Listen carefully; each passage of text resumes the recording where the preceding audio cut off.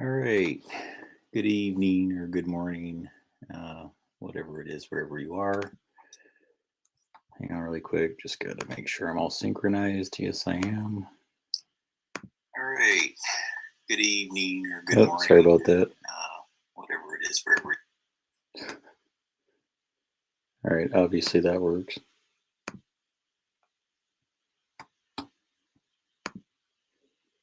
All right.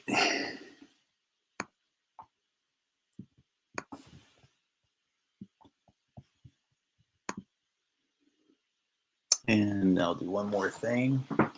All right, live stream. 1, 2, 3.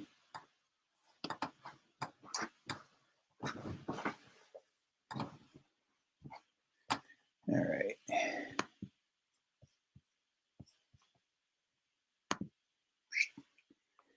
Okay. I have all that glare. All right.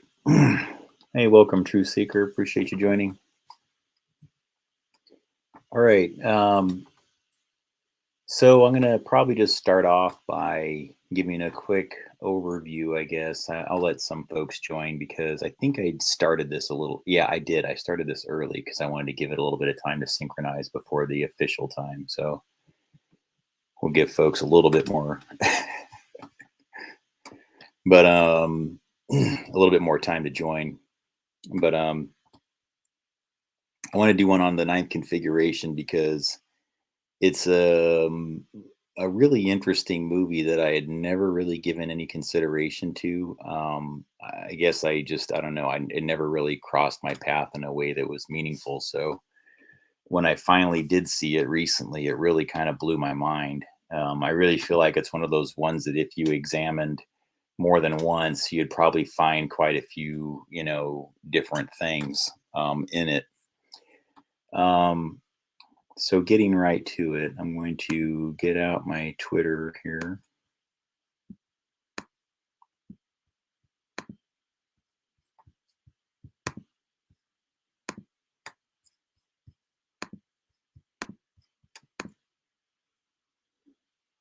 Yeah, it's a little bit short notice here, folks. So I do appreciate anybody who is joining. This is mostly just because I've got a lot of film related material that I want to get, kind of out of the way before I start, doing more of the research related and, other types of material. Because I've had like a few that I've had in the back of my mind a lot that I wanted to talk about. This is one of them. I'm also going to be doing one soon on Robert Altman's The Player and the other works of Robert Altman, but with more of a focus on that. And hang on really quick here. All right.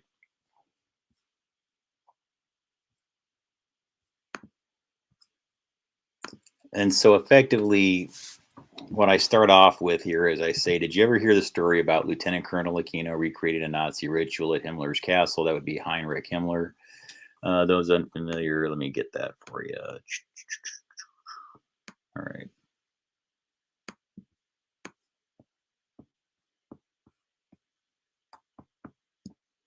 All right. So that being Heinrich Himmler. So let me increase the font size here so we're not squinting excessively. All right. That's probably too much. Yeah, whoa, way too much. All right. Okay. How about that? All right.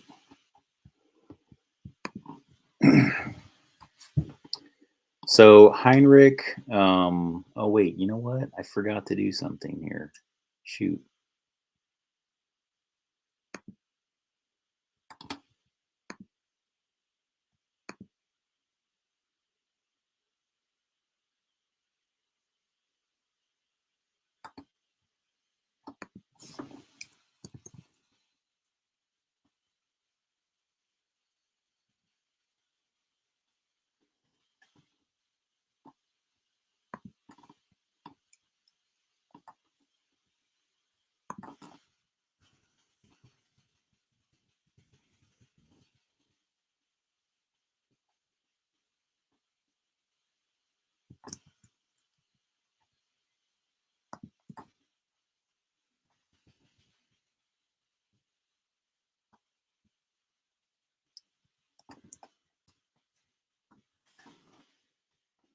All right, sorry about that. I'm gonna make sure that got out.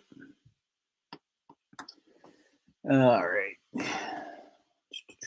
All right. Okay.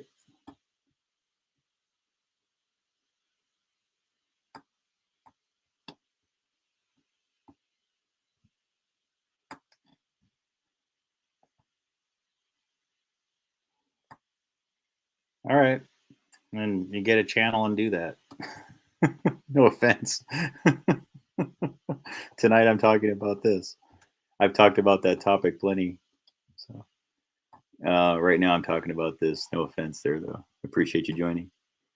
Um so it says here though Heinrich Himmler, basically, those unfamiliar, was member of the SS.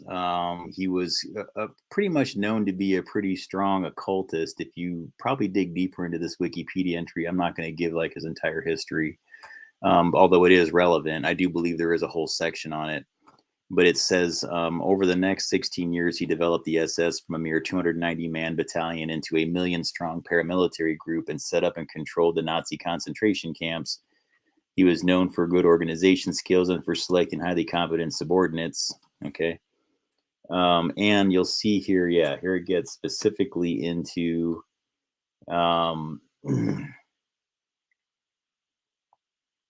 he was both chief of German police and minister of the interior, overseeing all internal, external police and security forces, including the Gestapo.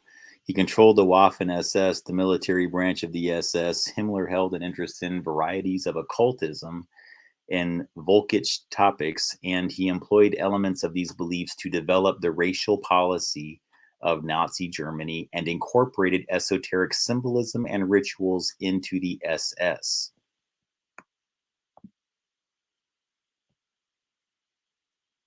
Okay. So again, we can all agree, right? We can all agree though that he had. Well, hey, to your point there, though, Alex, that there's, if you think about what I'm doing here, this does actually help exactly address the issue you're talking about. The issue you're talking about would not even be a thing unless, well, it could be a thing, I guess, but it wouldn't be what it is today unless this exact system of Operation Paperclip Nazism wasn't continuing. And so if we don't discuss it in a way that's a little bit more frank and open at certain times, and all the different cultural markers that have been leading up until this moment that we're in historically, and what kind of technologies might have existed, as esoteric as they might be, guys, if I don't, part of my material is so, just to be really quick here, I mean, like a lot of these things that I cover, like I have to get into some material that quite a few people find very easy to dismiss, or it just because it challenges a certain paradigm of reality that they're used to, or a certain concept of how we, you know, what we exist in. It challenges that. But I think too that, when you really get down to it and study it, you do kind of realize that everything is a universal plasma field. Um, and that what people that are within the practice of magic have learned to do is manipulate and bend the plasma field using humans as conduits, their fellow humans, one another, themselves.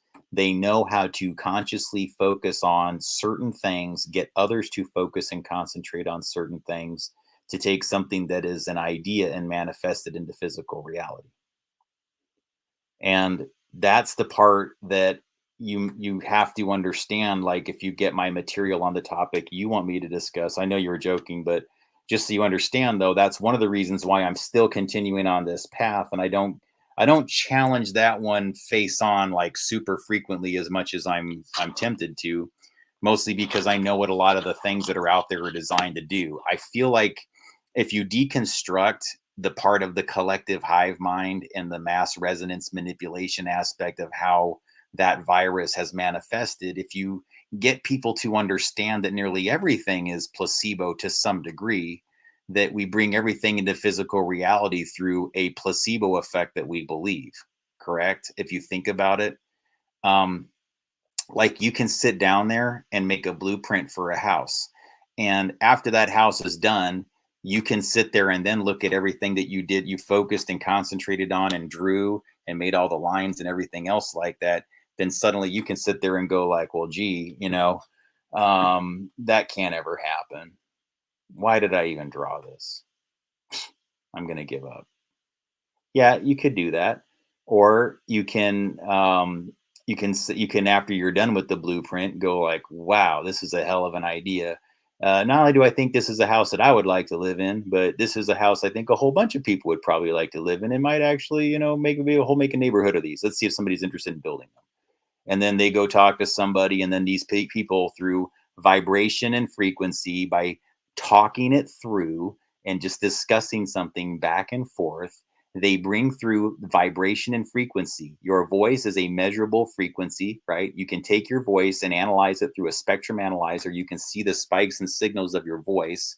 What I'm saying is, that process that you can measure with a spectrum analyzer of measuring your voice, when you take that and go into repetition, what you're doing with every spike in that spectrum analyzer that you're seeing is a representation of your voice, and or if you're singing or whatever it is, as it's going through that microphone and being picked up through that spectrum analyzer, it is the physical, it is being brought into, the idea gets brought into physical resonance through the repetition of the idea, the discussion of the idea. And then once you actually inspire and motivate enough people to follow through on said idea, now you have magic. Now you've actually taken something that was only on paper, that you just simply focused and concentrated on, and said, wow, this would be a great thing to see come into reality. Well, the architect, in a way, is a magician. The architect, actually, if you really get down to it, they're practicing some more sophisticated form of magic. So I'm asking you to try to give what these people are doing within their occult practice a similar type of consideration into what they do when you think they're just going, oh, and doing incantations, and you think they're just drawing pentagrams for no reason. They're drawing numbers associations for no reason. They're lining things up ever so precisely with angles and proximities and everything else like that, drawing a line from this angle to this angle, this many feet to this many feet, this many inches. It's so specific within their rituals in many cases, a lot of them. What's the necessity of that? Why do they have them go like, and make it no more than this many feet or this many whatever, and separate yourself by this many degrees? Because they want the entire group focused and concentrate on the number. And then through this other incantation, another part of the ritual that they're going to focus and concentrate on, they're feeding power into the overall ritual, which is tapping into something that we all see in repetition, that common number. So whatever it is, brought into fruition through the angle that's represented. So maybe these two people that are in a magic ritual, one is here and one is, sorry, let me make sure I'm not in the way here. Let's do this. Maybe one is here and one is here, right? And the angle that you draw from point to point, from point to point from these two lines, where these two people are, that's part of the ritual. The people involved in the ritual have learned to focus and concentrate on the angle because they know they have to line themselves up like that. Is the purpose of it really to line up the angle? In a way, I guess. Or is it they just want people in over and over again to have to memorize this and then add power to the number and the angle, which brings something else that's within this ritual and incantation into physical resonance? And they've learned about this. And they've also learned that when you do it in certain geographic locations, that it adds a vibratory echo and amplification factor to it, which is what we're going to get into when we discuss the ninth configuration. And we discuss this whole thing that Aquino and connects Lt Col Michael Aquino of the US military to Heinrich Himmler of the Nazi SS. And again, guys, this isn't me saying they're the same, guys. Please don't be offended if you're in the military. I'm not going there with this. I've always been conflicted about what to think about the overall narrative with Aquino, because again, a lot of things look really bad. Were they what they say? I don't really know. The guy was found innocent, yet at the same time, nearly everything surrounding the guy looks pretty awful, and the guy kind of appeared to be guilty of doing some pretty horrible things at the Presidio. But there's also a lot of people that felt like that was made up, and so I have to at least consider all the different data points. The guy's dead now, so I guess there's not as much harm in discussing it. I do know the guy had considerable skill when it comes to black magic, and he didn't mind bragging about it, and he wanted people to know about it. And And so the thing I learned is that that Lieutenant Colonel, sorry, it's late here. Lieutenant Colonel Michael Aquino um, was I think he was it was very important to him based on his history with magic practice and being involved with various magic I don't know, I guess you could say societies and groups and organizations, being a person that was the founder of the Temple of Set. He was heavily involved with some will argue I've been scolded for saying this, but I guess I feel like he helped co-found the Church of Satan based on the materials that I've read. Some say that he did not do that. He was just like a person that was just there. Yet he seemed to be a pretty authoritative expert on and wrote a lot of material on them from firsthand experience and his own involvement with helping them come into fruition and helping them actually form a lot of their internal workings. And then it's my understanding that Lieutenant Colonel Michael Aquino split from the Church of Satan because, not to be crude in my explanation, but I guess they weren't Satan-y enough for him. He felt like at some point and he explains this in his own words, but I'll just try to, if you don't feel like ever watching the guy, he effectively said something that it was his understanding and many of those around him that LaVey took it to a level of mostly the mockery of Christianity and demonstrating the hypocrisy of what their perceived hypocrisy of Christianity. Um, and that it was a lot of costuming and mockery and psychodrama for the purpose of highlighting this. And I think that he felt like there was way too much of a focus on, I guess you could say, being some sort of polarity opposite or the dark to the light of Christianity. And I think he felt like it's almost like as if Aquino recognized that what the Church of Satan in essence does is almost like it feeds energy into Christianity in a way, and it removes it from the actual ritual incantations that he himself was interested in practicing. So that's why you have to at least be a little bit, well, you don't have to be, but if you study these things, yeah, you'd at least have to, however you interpret whether he was guilty or innocent, you would at least have to give credence to the idea that he absolutely did understand these things and was a high-ranking, Mace. Well, you know what? Yeah, he was in a Masonic. I think he's Scottish and Yorkish, right? I think he did like all kinds of. I have his resume someplace, folks. I mean, it's pretty amazing. I mean, if it's true, it's like, where did he find time to be doing all of this? Like, is this even possible for a person to have this resume? It was bizarre. Um, yeah. Yeah. And so, yeah, True Seeker says that he pushed evil magic farther than any other person known for Satanism. And I agree. Yeah, he did take, look, he recognized, I think the part of Aquino is like his eyebrows, right?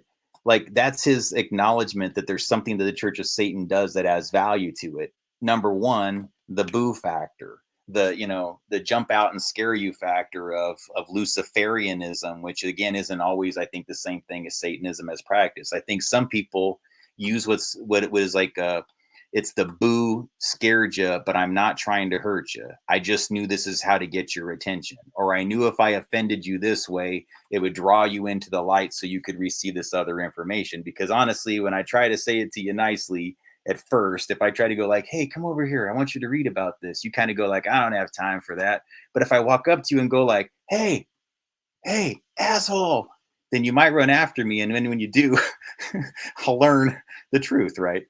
And so I think that there's a certain part of, I guess you could say, like the Masonic traditions and their practice of, quote, the Luciferian aspects of the light bearer aspects of it, where through some type of parable or some type of like not real thing or a drama or even a psychodrama, the individual goes through a process that's hyper realistic to them, but doesn't harm them. And they actually ascend to some other thing, guys. Again, I'm not a Mason. I don't practice Freemasonry. I guess you could say I've been sympathetic to it only because I feel like they've been a real easy scapegoat when you consider that they're a global organization that would differ from lodge to lodge, and to assign the same blame, let alone the same level of conspiratorial whatever to them, I think is just misguided. That's all I've ever said on that topic, really. and that I do respect that there's a lot of things within Masonic traditions and things like that that are worth knowing. Okay, so I'll never deny that, folks. That is a part of it. I think similarly to them, I understand the power of the number 33. I just don't think that it's a Masonic number. Yeah, they use it and it's important to them, but it certainly did not originate with them. And you'll find evidence of the angle of 33 degrees and azimuth of 33 degrees used in repetition globally, which is part of my research. That's why I don't just go around going like 33 is bad and it means everything about murders and things like that Steinbart character was running around telling me like, hey, you spooky Masons, you all just want to use 33 for a murder. It's like, no, it's not that. It really isn't. That is a corruption of something like that when you try to assign. It's like what they did to 13. 13 wasn't a negative number either. It continues not to be a negative number, yet they want to get people to be spooked and scared by it.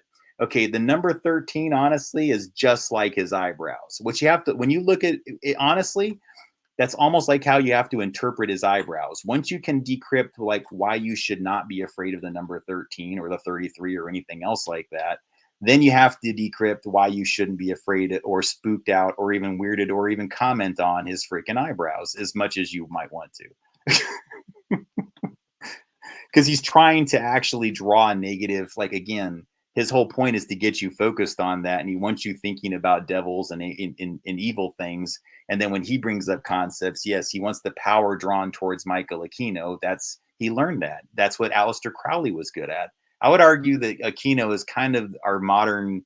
He's like the straight, semi-straight laced, if you can call it that. I mean, he did have a military career that was pretty official. That didn't allow him to be like a heroin junkie, and nor was he known for it. Crowley was. Crowley was a heroin junkie, or at least an opiate junkie. I can't remember what kind, but I know he was a junkie a good portion of his life. And Aquino was a person that was like adamantly not. He didn't delve into that, and he didn't find any value in it, and that was a big part of his interviews. So again, guys, I'm not trying to make this all about Aquino tonight. I'm already 22 minutes into it. This is really about the ninth configuration, okay? And yes, again, I agree, guys. Yes, I'm not. Look, I hope, white boy, please, I hope this doesn't sound like at all like this is ever me kind of going like he's a good person or I like him or anything else like that. No, all it means is that regardless of what your opinion on the guy is, there's no question that what he knows about magic, what he knows about what it translates to as actual science can't be denied. And so, yeah, I don't like Michael Aquino, to be honest with you, but if I have to reference something, I oftentimes will at least go to this Sean Stone interview where he actually gets Michael Aquino. He talks about brainwave manipulation. He asks him about mind control. And Aquino just gleefully delves right into the topic and starts basically telling him, like, oh, yeah, Sean, sure. So, yes, extremely low frequency brainwave manipulation is a key part of everything we delve into relative to mind war. And for example, when we want to get people to be more collaborative, we sweep out the independent minded frequencies that are within that alpha range and we introduce beta wave frequencies, and then everybody becomes more collaborative. They begin to synchronize more. And it occurred to me like, well, if people were volunteering to have this happen to them within select environments for meetings, like they knew what it did, they volunteered the sovereignty of their alpha wave frequency and said, sure, sweep that right out of here and give me some beta wave, please. I would love to just agree with everybody else in the room and be very collaborative. Well, okay, I guess that works in certain scenarios, and I can understand why that would be of great value in certain scenarios, but it is artificial hive mind. You are getting these people to clock artificially and synchronize their minds artificially.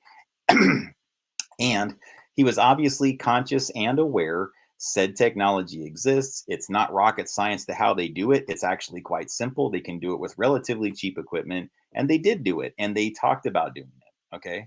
It's all inside the Twitter thread, by the way, which I'll put up here. And actually, you know what? I think I can probably play this without getting dinged if I do it cleverly here. But just so you see what I'm talking about before we get, no, wait, that's not what I want to do. No, it's not about Andy. No. No pun intended, I promise. And I'm not even being cheeky there. Okay.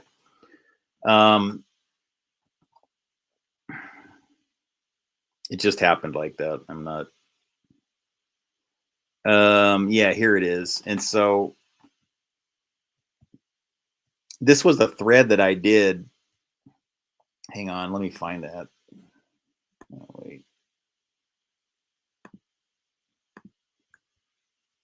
hang on.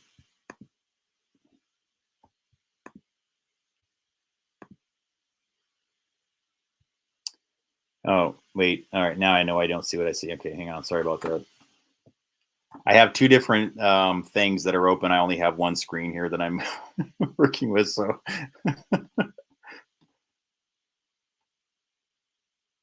yeah.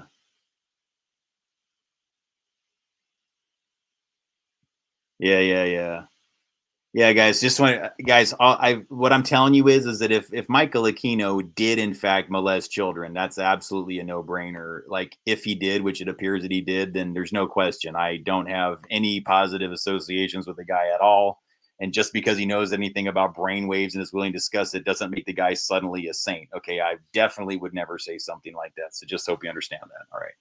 What I'm actually trying to say is that if anything, it should actually sort of look, just because a person kind of has a great understanding of it doesn't mean that they're going to do something negative with it. But he certainly had the access to the equipment. He would know how to do it to other people.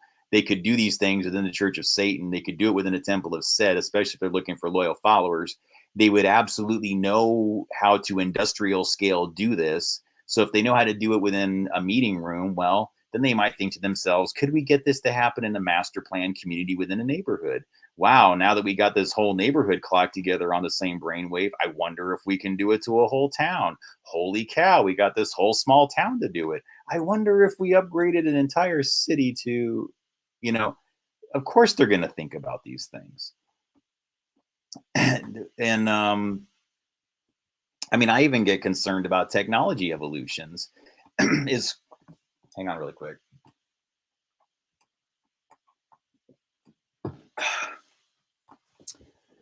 Is there things that are within like the timing within the tones of the signals of some of the newer evolutions of this technology that I have not worked around historically that could be causing some of these same types of things? And so it got me thinking about this overall movie. So um, to give you a quick summary, so I put here inside the Twitter thread, did you ever hear the story about Lieutenant Colonel Aquino recreating a Nazi ritual at Himmler's castle? This is in that same Sean Stone interview, if you can find it, and I can get you a link for it. I have a whole thread where I discussed, in fact, you know what? Let me just go to that thread.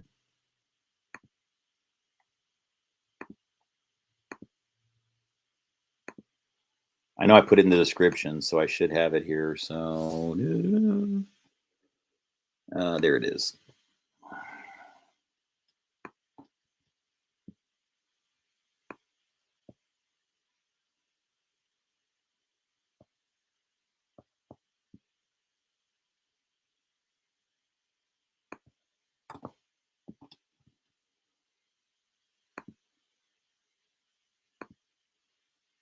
Okay.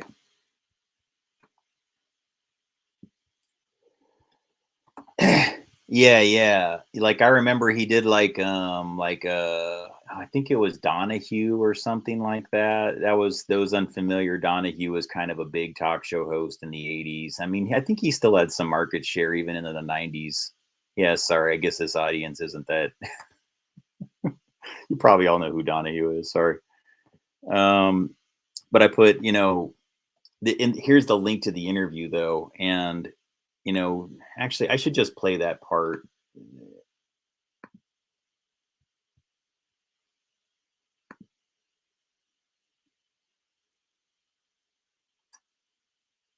Yeah, here it is actually. It's already bookmarked. Okay, perfect.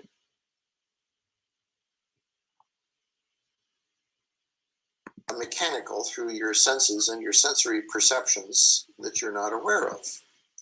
For example, we're all familiar with the various brain frequencies, the alpha, the beta, the delta, and the theta.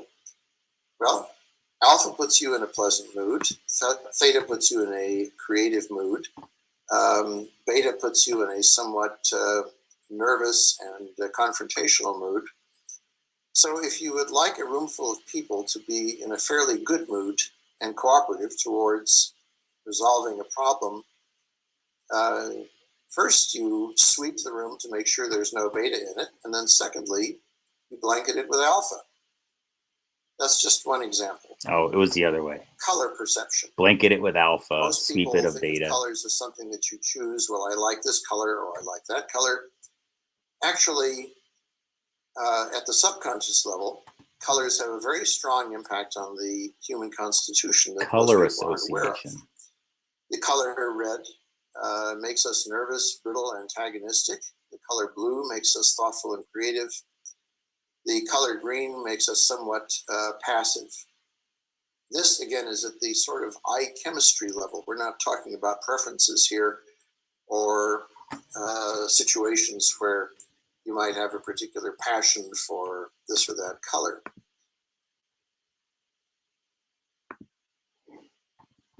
All right. So that's kind of gives you guys a quick 101 into why, even though I think the guy's obviously pretty creepy and a lot of crappy things have been said about him, that again, if any of them are even close to true, then I agree with everybody's perceptions of them. But again, if they're not true, I always leave that window open to where, look, if the guy was found not guilty, I'm not sure what to say. A lot of times guilty people are found not guilty and everybody kind of knows the shit is that way. And in some cases, you don't really know. I know he put a lot of doubt on some of the official narratives. And the only reason why I think that sometimes that you at least have to give his story at least some degree of credence is only because quite a few people go to extensive lengths to hide people that discuss these things more intelligently at that level that he just did. And I think sometimes when a person is bringing like witchcraft and the arts and things like that into a more tangible science and sharing what they know with people outside, the people that like to keep those things a secret will just pull every freaking sick punch in the book to make that person silent. And they often do. And so is it true? I hope not. But yeah, I do feel like it probably is, just so you guys know. Okay. I tend to lean that it's true, just so you know. I'm not questioning it, guys. All right. Again, I just at least leave that 5% chance that if it's not true, I at least want to be on record as kind of saying like, look, man, you know, there's various forms, sophisticated forms of disinfo that occur on all different sides. And a lot of them are really good at making things look a certain way. And I don't know, but yeah, it does appear the guy was pretty guilty. So I don't want to sit here and act like I'm a denier of this. Okay. Yeah. Again, yeah, and it may just be because he knew so much that if he was ever exposed for what he really was, it would show a whole bunch of other people for being that too, or at least being complacent with what he is, and that wouldn't do, right? And a lot of people wouldn't want that. So I get there's a lot of reasons to believe whatever. So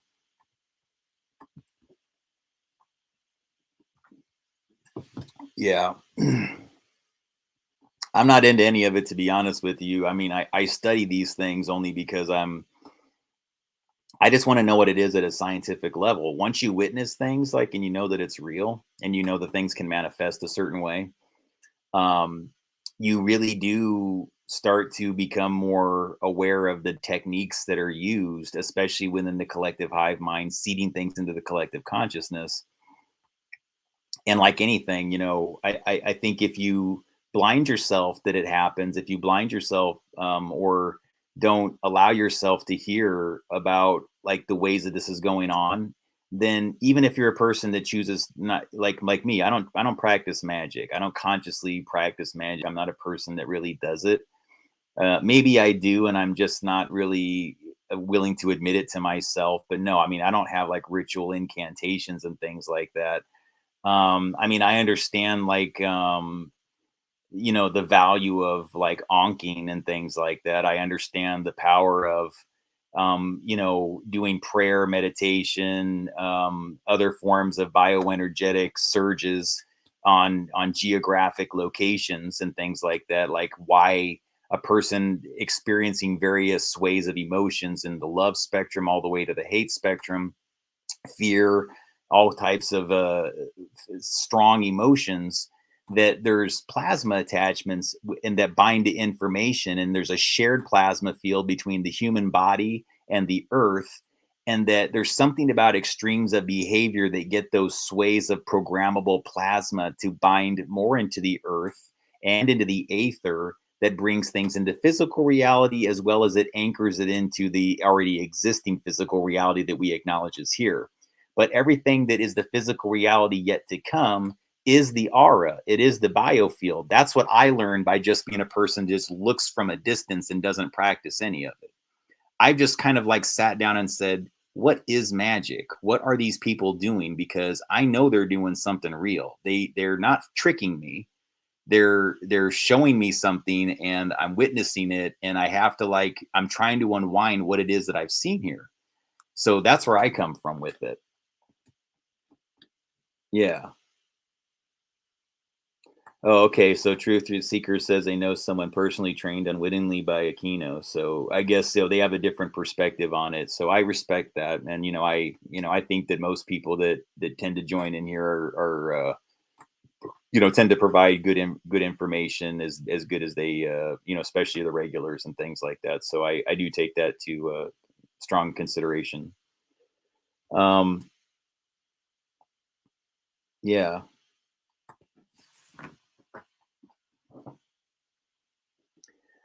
All right, so getting deeper into this movie because I'm already this far into it and I've barely talked about the actual movie. It's all been about Aquino and things, but we need to kind of set that up as a conversation so you can kind of understand this a little bit, and like filmmaking itself is a form of magic, if you really get down to it. It's Hollywood for a reason. It's manifestation of reality. It really is.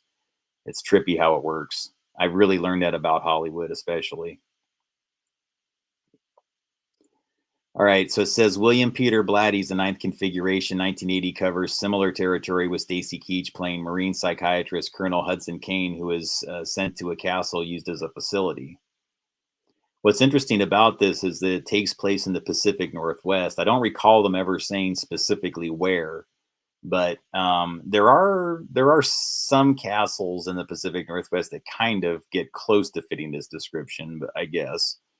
I've actually visited one like modern castle that a person built. They built it in modern times, but it's made to look like an old one that's in near the Portland area. Somebody actually built it as a moat and thing that you cross over. It's in Camas, Washington.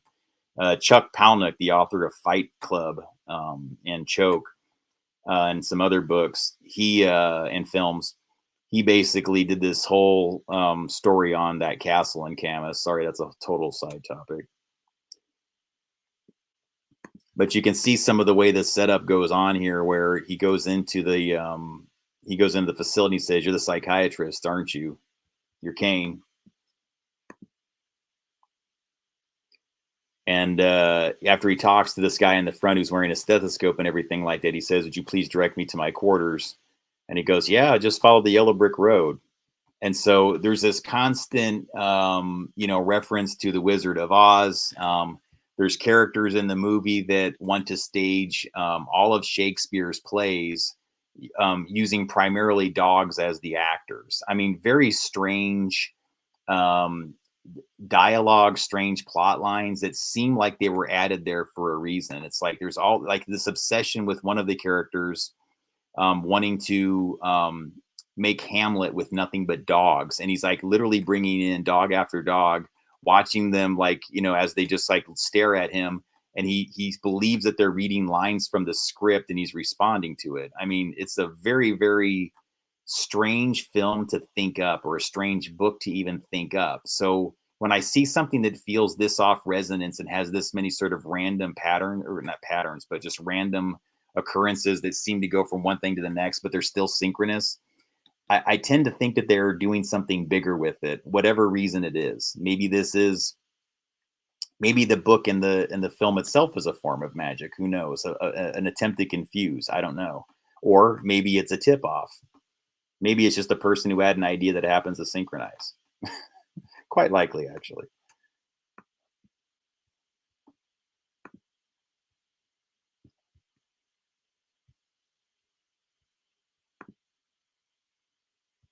And so I don't want to give away everything in the film, folks, because there's a link inside. If you go down into the description, I really think this is the kind of movie that if you're interested in the topic, if you don't mind that it's kind of a quiet paced film, it doesn't really move very fast. It does all take place for the most part in this one castle and one bar. That's pretty much it. I mean, so you have to get used to that. But I mean, if you can appreciate what it's trying to do, and it seems to strike your intellectual curiosity, I do recommend it, and there is a link to watch it for free. And I think there's a few different channels that are streaming it for free too, if I remember correctly. Because I was able to watch it on like I can't remember. I think it might be Tubi or something like that. How strange that I saw it on Tubi and that Shakespeare said "to be or not to be." Is it on Tubi? I don't know. Anyways, was that in Hamlet? Is that Hamlet or Othello? Which one's to be or not to be? Anyways, Colonel Kane calls Camp Pendleton requesting Gestapo uniforms and other odd items in order for the inmates at the psych facility to stage a recreation of the Great Escape as a play using the guards and psychiatrists as Nazi soldiers.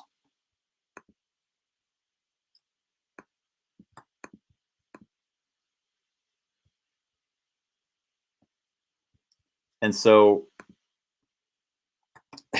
there's this, I don't want to give anything away, but there's this whole bizarre theory this guy has on the true meaning of Hamlet, and it's completely left field. But after he explains it in detail to this guy, Colonel Kane, he just sits there and he's like, he's completely in awe. And this other guy didn't understand him at all. The other psychiatrist had no clue what was going on. And he goes like, oh my God, these people aren't insane. His Hamlet theory is completely correct. Like on the whole meaning of Hamlet. It's again, it has kind of a dark comedic sensibility to it, but I would say the film's pretty serious. I mean, yeah, it has dark comedy, but overall the theme of it really is. But you see him calling Camp Pendleton.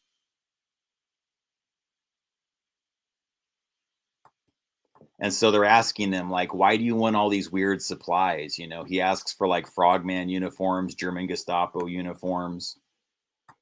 And he goes, well, they want to stage a recreation play of The Great Escape. And those unfamiliar, The Great Escape is just a movie about busting out of a Nazi camp. I think it was one of those ones that was a lot like, you know, Kelly's Heroes, or it had like, like guys like James Coburn, I think were in it. God, I can't remember.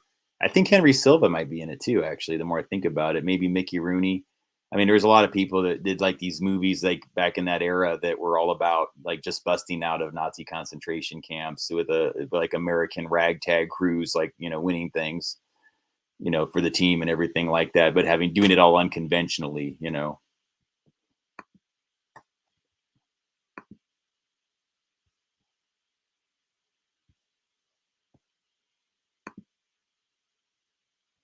When questioned about the insanity of allowing this to occur, Colonel Kane explains that this is psychodrama. So you see here, one of the other guys in the hospital, the guard says, why do I have to wear this? And you can see they really, I mean, it's not like he says it's psychodrama major, and you can see he's actually taking it. Like he's actually wearing the Nazi uniforms for the inmates that are inside this castle. He's having them recreate this entire Great Escape. He's allowing them to do it and get away with it as a psychiatrist. And he says it's role play, a psychodrama. It's a standard tool for therapy. The inmates are playing the role of Allied prisoners of war.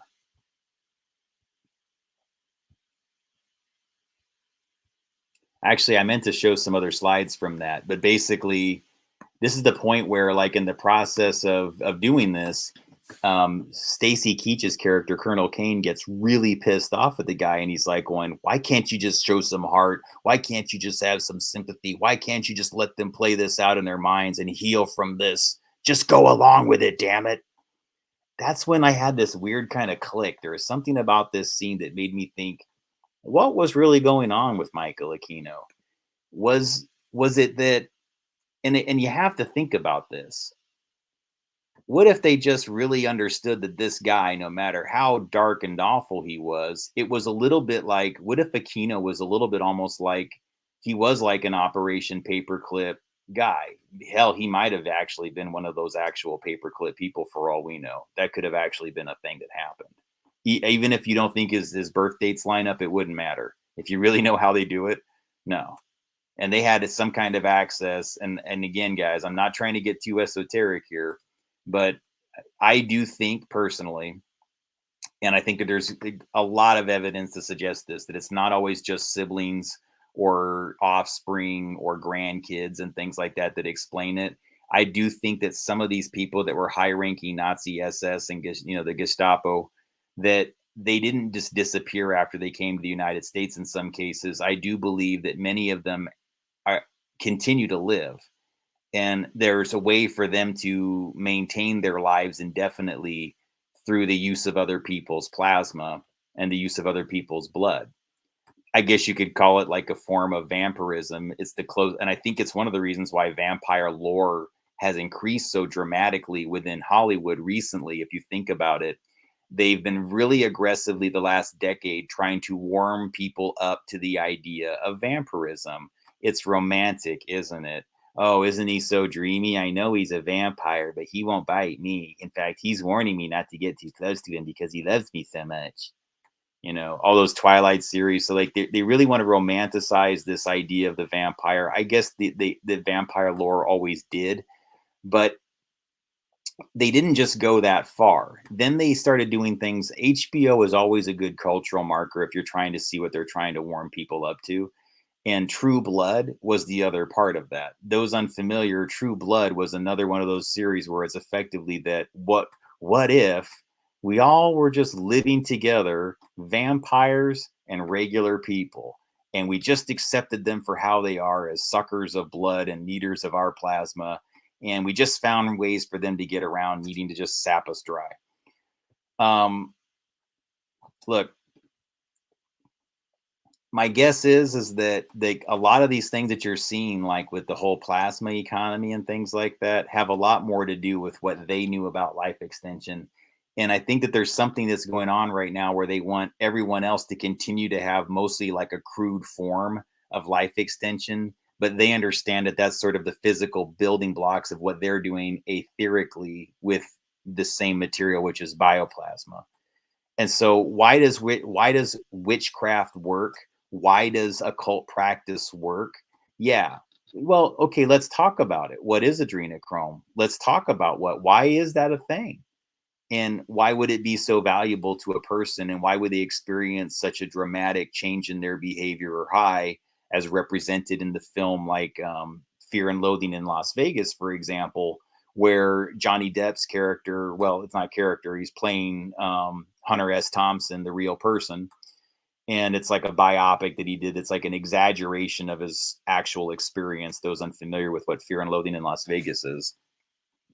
And in this film by Terry Gilliam, there is a scene that is basically Benicio del Toro playing his attorney, telling him that, like, here, take one drop of this and put it under your tongue. And he's like, what is it? And he says, well, it's the adrenal gland from a human. He goes, yeah, there is a Satanist that I once defended, and he didn't have the money to pay me, so I asked him for, I can't remember what he asked him for, like something involving like a soul or something like that. And he goes, and he didn't have it, so he offered me one pure extract of an adrenal gland, and it's there inside the jar. And so it's basically this little tiny thing with droplets in it where they just go bloop bloop. And of course, Hunter S. Thompson's character is like loves drugs, and that's what his character is known for, is basically snorting and inhaling and huffing everything around him. And of course, he takes some and everything, and has like a massive hallucination that just takes him into sort of outer limits categories of reality perception and depth perception and time perception. He just completely has this very elaborate, what seems to be days long binge where he perceived time and space completely differently, and he winds up tearing everything apart and destroying everything. And then, of course, he has a totally different idea of what happened and when it's all said and done. Yeah. Yeah, I know, guys. Like, again, like we always think these people are just cool and like they just did a lot of drugs and everything like that. But then you start digging a few layers deeper, and not every case was it that way. I mean, I still want to believe that like some of the darker things aren't true. I mean, I'd rather believe that. I still hold on to a certain degree of optimism that a lot of these things are just humor or exaggerations, but on some level. So yeah, very good point up 3. Water has memory and we are water. Exactly. And so what are we really discussing here? So when we're talking about the process of incantations and ritual magic and everything else like that, yeah, it's that our bodies are much like the earth, right? We agree that, Earth is in that 60-70% of water, right? The human body is in pretty close to 60, upper 60, lower 70% of water is the human body. And so my personal idea is that the Earth is truly just a representation of the collective hive mind. Is the same way that the human body has a spherical aura and it continues to emanate as it continues on.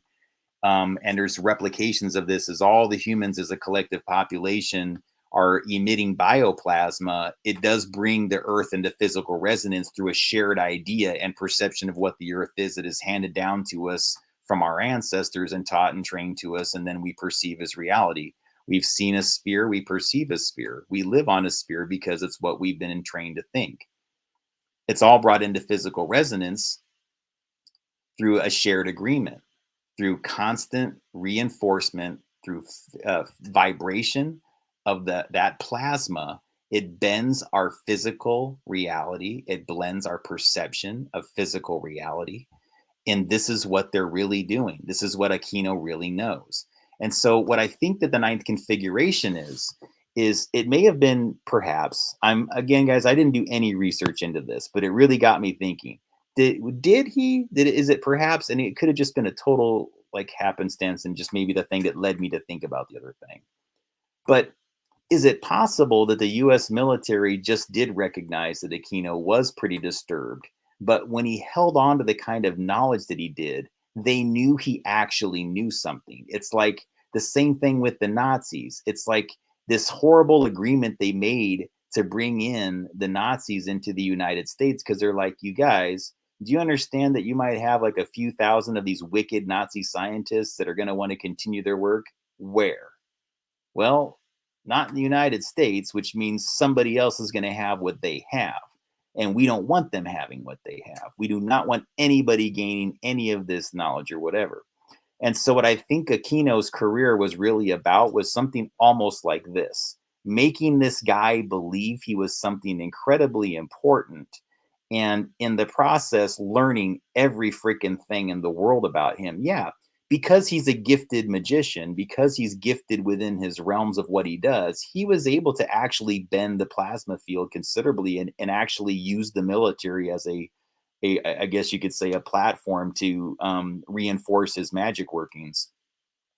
But if you think about it, had they not witnessed it and had him there, I mean, I actually understand why they let him do it. As much as I would have sort of get why Stacy Keach's character, even though look, I don't want to give away the plot. You just need to watch it. But while I was watching it, I kind of understood why a psychiatrist would sort of like allow the inmates to sort of like let some of their ideologies come to fruition. And when others would always say no and everything like that, and they would get in these loops of frustration, like, no, I want you to say yes. You must say yes. I want to do this play.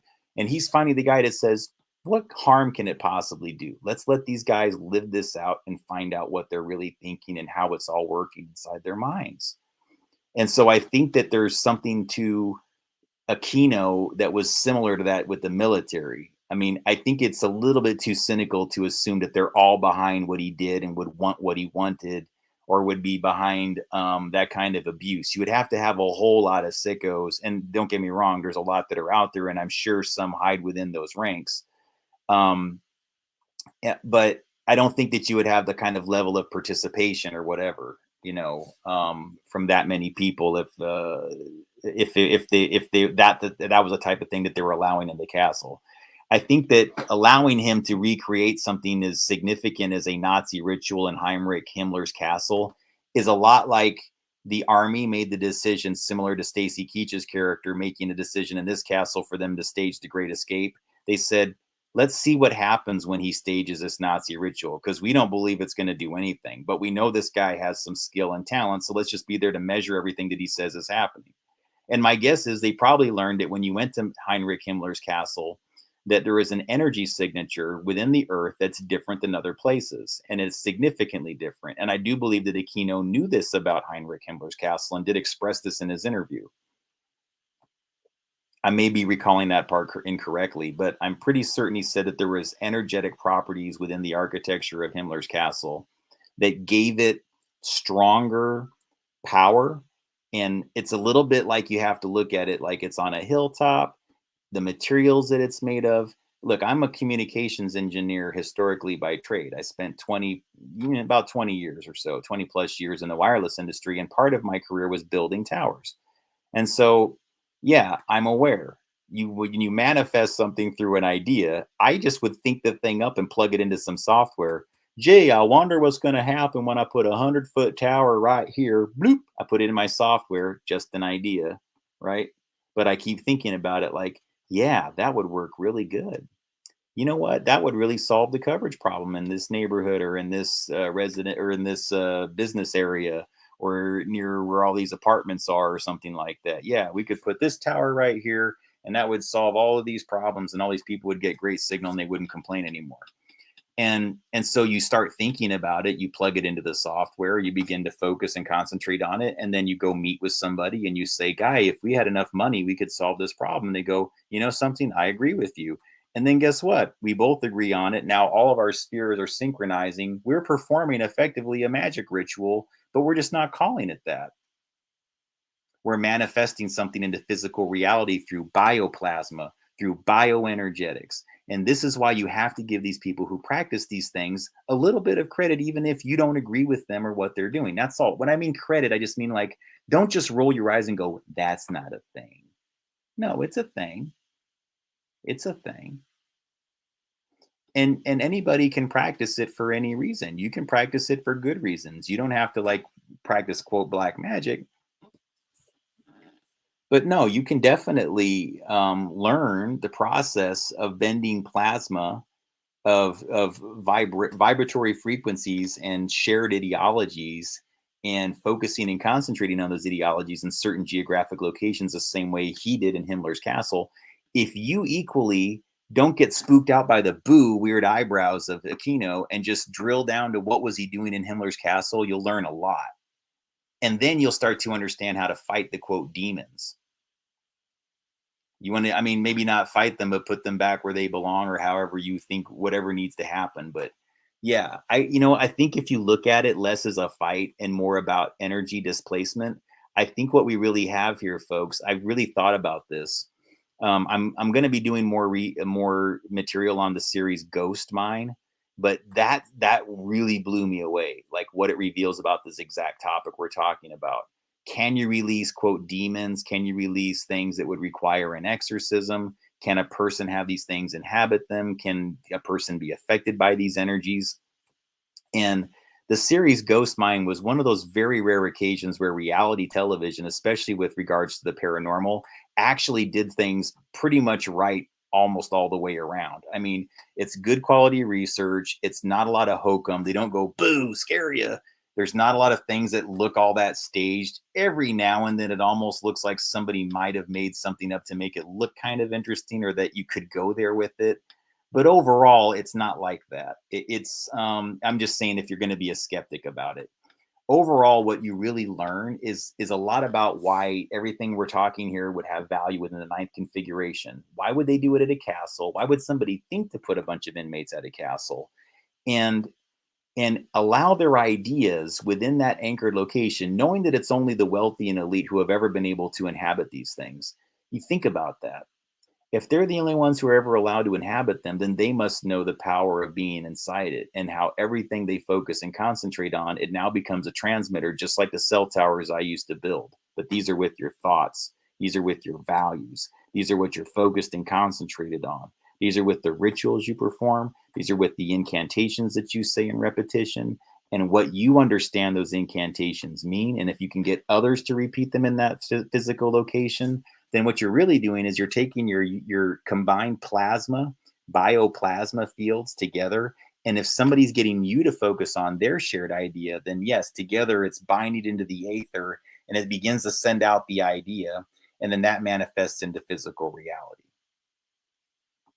And they know that about these things are involving ritual magic.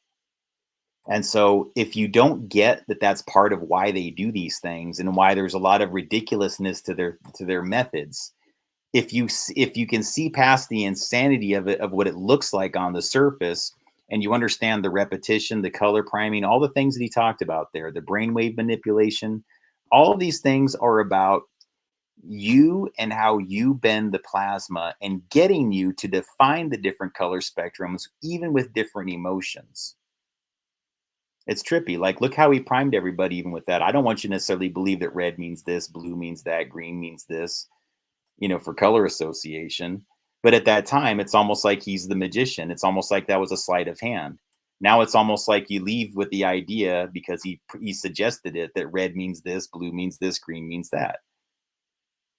And in all actuality, he was just saying some common marketing tricks. Yeah, the eye is led into these certain colors for these reasons. Sometimes they will use color priming specifically in advertisement, right? Because they want you to suddenly like stop. Say you're a person that passively watches television, you're just like sitting there looking at your iPad or your laptop or excuse me, or something like that.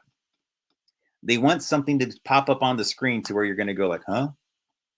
And color priming, the quick movement of things or whatever, they all achieve that. And so again, it manifests even just the notion that you would even be drawn attention wise to what they're trying to get you to focus on. Then once they've got you with the color priming, now everything else is frequency, vibration, and energy manipulation. And that can be done just through repetition of words, images, light, especially light flicker, sound, especially things that are in the ultrasonic, infrasonic range, all of it.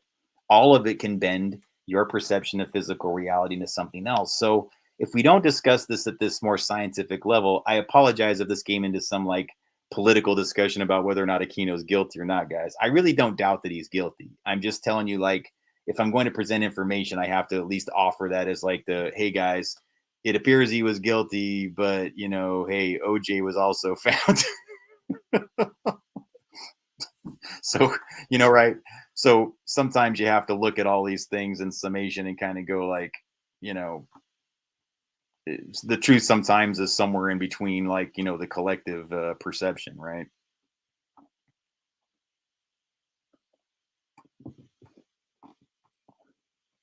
All right.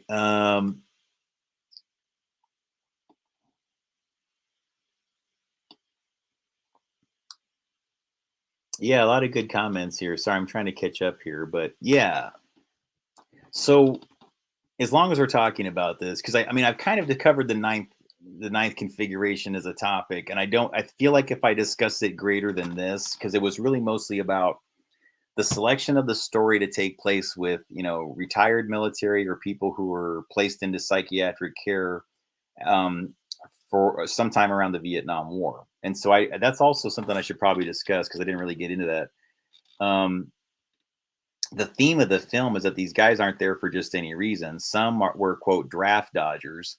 They were avoiding the draft, and they were concerned that some of these guys were actually faking mental illness in order to avoid, being in the military. One of the guys in particular, and he's probably one of the most central characters. He's known for basically halting a NASA launch to the moon because he just at that moment decided it was wrong for him to go. And he just like, they were all ready to launch and everything like that. They were firing everything up and he's just kind of sitting there and he's like, I'm not going. He just became some bizarre, like conscientious objector suddenly to going on the moon mission. And so I think that there's something about these hints where they do these really strange things where they kind of like place a crucifix and Jesus on the moon. And there's this parallel, I think, I think it's almost, guys, if you really get down to it, it's almost like there's this clever association with, a belief in the idea that we've been to this place as a scientific concept. It's almost like the irony of this. Like, you can't believe that there was a physical Jesus, many of you, yet if you look at the crucifix and the Jesus and everything like that on the moon, if the image of it, let me get that on here actually, so I'm not just like talking about it. Hang on.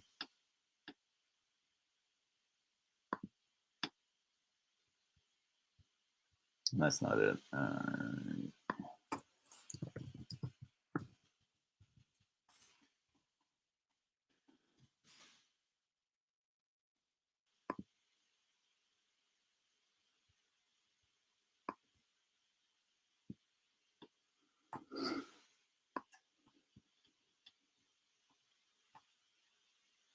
There it is. I thought it was a really compelling image because if you think about what this is expressing, I mean, really, this is kind of deep. If you just think about this purely artistically, and I'll try to like make this larger, think about what this is really saying. This is kind of some genius commentary here.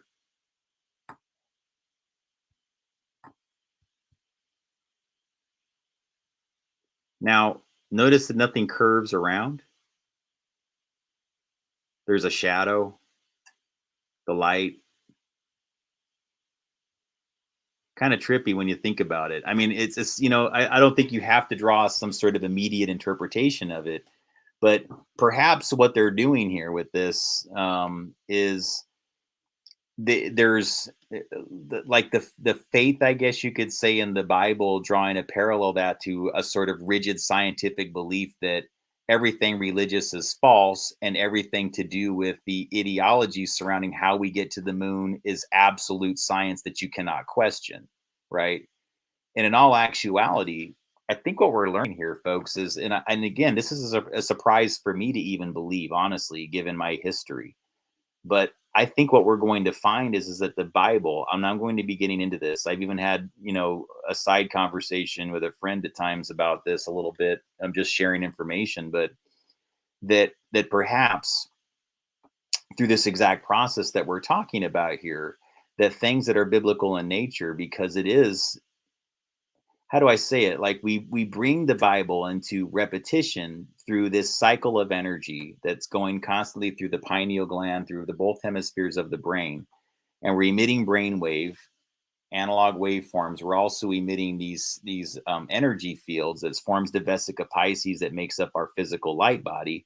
And within the center of this is the color processing that occurs, and we all know that's where the pineal gland is. And then, yeah, somewhere within, they say that adrenochrome is like the adrenal gland of whatever, but I don't think that that's really what it would be. It seems to me like adrenochrome would be as a fluid, if it exists. It's probably not called that for real. Honestly, they probably have a whole different name for it.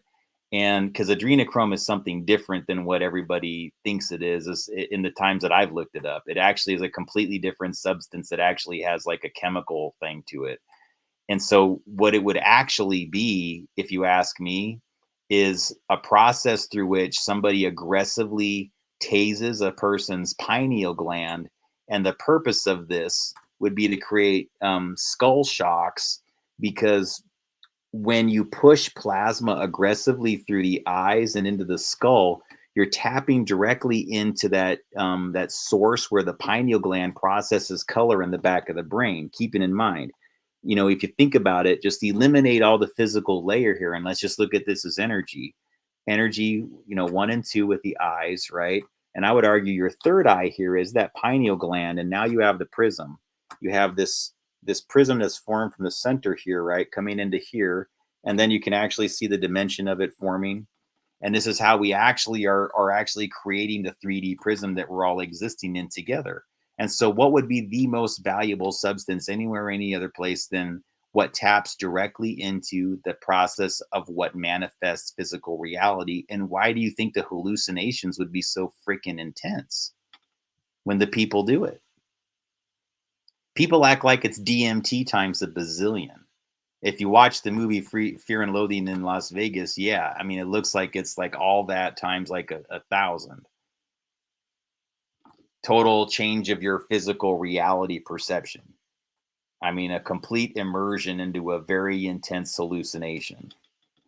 Yeah, like it seems like it would. Yeah, there you go, True Seeker. Like it's designed effectively to release like dopamine, serotonin, like payloads in tandem with adrenaline simultaneously to create this incredibly like draining but psychedelic experience.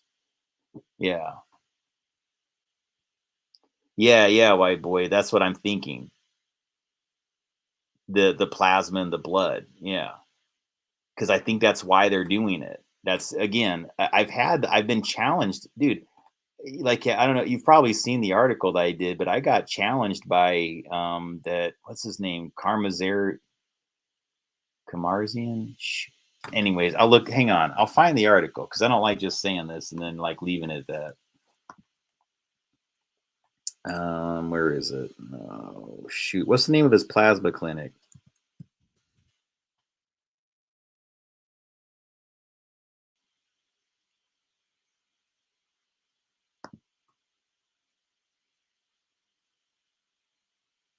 Yeah, IV Plasma.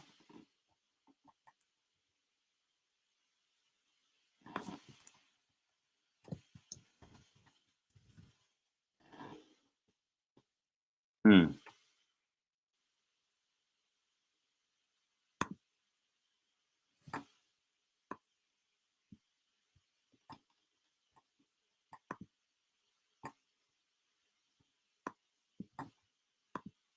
Hang on, it's coming. Hey, everybody. So,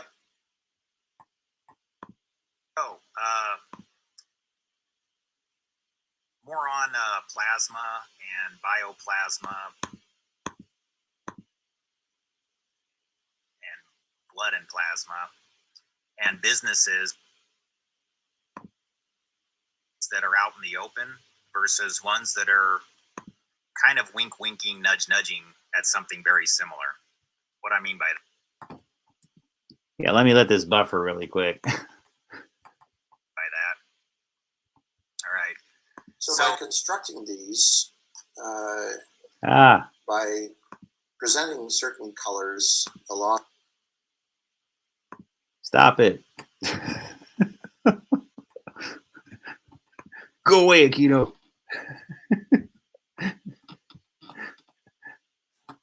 All right. So, all right. This is when I was doing some research into this whole IV plasma concept and ambrosia plasma, right? And so IV plasma was the renamed ambrosia plasma. And so I just made some comments on it, did some articles on it. I discussed like what the larger reason, like drilling past all the creepiness of it, like why do they want it? Why might it work? What would be the whole whatever to it, right? And then on that article, I got a comment from him. And I think if you look down here, wait, is it here? Yeah, look, guys, look. No, hang on. Hey, guys. I mean, look. I feel accomplished for this. I have to be honest with you. If it's real, this I felt accomplished for because I actually got Jesse Karmazin, who was the head of Ambrosia, to make a comment on my channel after I talked about how I felt like it was an unethical process. And at first I saw it, I'm like going, is this really this guy? Is it actually Jesse Karmazin? Because he didn't even have his photo up when he first commented. And I guess now he's actually even put his photo on there. So I'm guessing if it is Jesse Karmazin, then maybe, I don't know.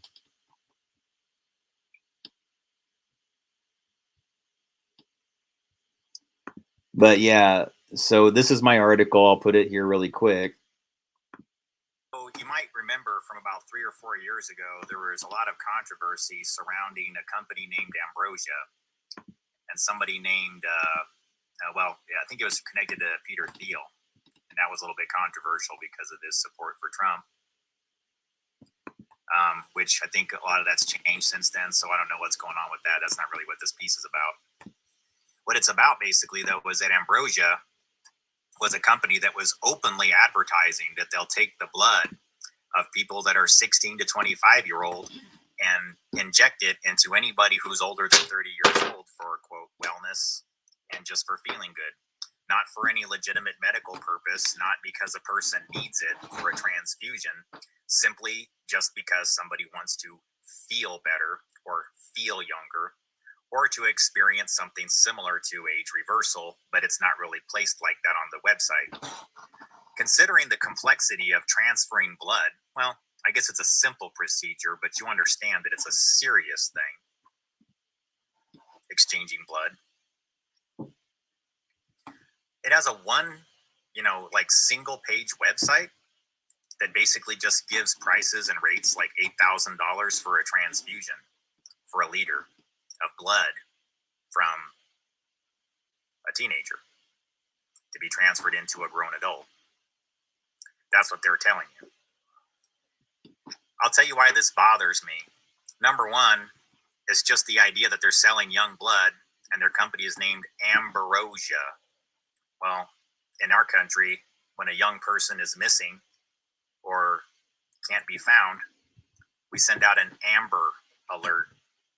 So you can see how in a business that seems a little bit unnecessary, that involves transferring blood from a child or a young person to an older person is named Ambrosia. Kind of sounds like Amber Rose. Anyways, so like Amber Rose. And so like, think about that. Ambrosia. Well, Amber Alerts are missing children. So a row of ambers would probably just be like, hey, these are a stock of children that are of the blood groups that people desire to extract plasma from. They can fake all sorts of ailments that children are experiencing as sort of illnesses or things that they were born with, when in all actuality, they would be getting their plasmas removed from them by the parents and sold to people that are rich. That was what I had as a problem. If you're a kid that's got a super rare blood group, like in that 5% scale, don't you suppose, folks, that somebody thought to take the universal donors and just sort of harvest them? And that what they do is that they have a scale based on blood and plasma, and they will take a person, a child mostly, but I'm sure it's not limited to that, purely based on the value of their blood or plasma. And that I do think this is the way that it's worked for a very long time. And I think that once I was drilling down, like on the missing persons cases, like not like how the number just seems to remain static with the FBI, and their human trafficking hotline is a total joke. It's run by Polaris. Polaris is creepy as hell. I used to try to be diplomatic about it. I apologize if you're a nice person who works at Polaris, but no. Dig deeper into your organization. I know it probably feels good. You feel like you're making a difference, but honestly, folks, and I don't know what better thing to do but to call that number. I don't have a better recommendation, but I do think that calling 888-3737-888, the human trafficking hotline, just puts you into a doped hotline that is run by a nonprofit that to me looks shady as hell. They got funding from guys like Harvey Weinstein. Fact. This is something that did in fact happen. When I started doing news articles on all this, they suddenly started cleaning all this up on their website. They don't even show who the donors are anymore the last time I checked. But when I was looking, they were like gleefully talking about all the actors and people in Hollywood that would give them money. And so if you start to learn the things that I've learned, underground economies that literally lead underground, connected to Hollywood uranium interests, they have insiders at the FBI and the DOJ that cover up all their crimes. Then you've got this whole basically epidemic of missing persons, which especially guys, you understand that the problem in Oregon was so bad and continues to be so bad about abductions of children that even the mainstream media, and I don't believe it was an article that was designed to help, I think it was designed to almost advertise. When you really watch the article, it just gives you the creeps. It's like, why would this media that ignores nearly every abduction suddenly have a headline that says, and I quote, "There is a ridiculous number of missing children in Oregon"? The mainstream media actually did. Guys, I don't like anybody to say that I'm just saying these things, so hang on. No, hang on.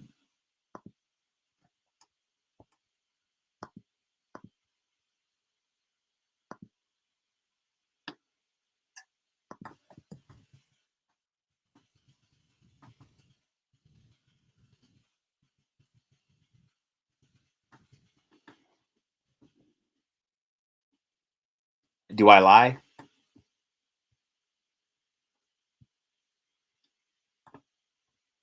4 years ago, KOIN, ridiculous number of missing kids in Oregon. So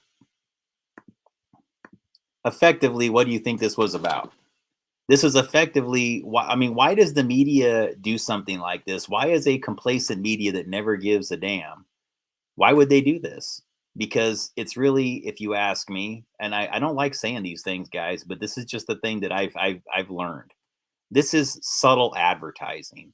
It's kind of a way of saying like because I don't find a lot of people that genuinely fight the problem. That's the issue. If they're out there, they're hardly ever interested in meeting me. And I can drill past a lot of the fakery. There's an enormous number of organizations that pretend to do something and just simply don't. And I really wish that more of these places would just feel the need, I guess, the to have the integrity to open themselves up for maybe a little bit of auditing and a little bit of like just making sure that their hotlines are doing what they say. Especially like if you want to give a tip, guys, to the FBI about human trafficking, you route it through a company called Polaris that used to gleefully say that they received a good chunk of their funding from the Harvey Weinstein Foundation. Wow, guys, a serial rapist. That's exactly who you want to trust with your human trafficking donation funding, isn't it?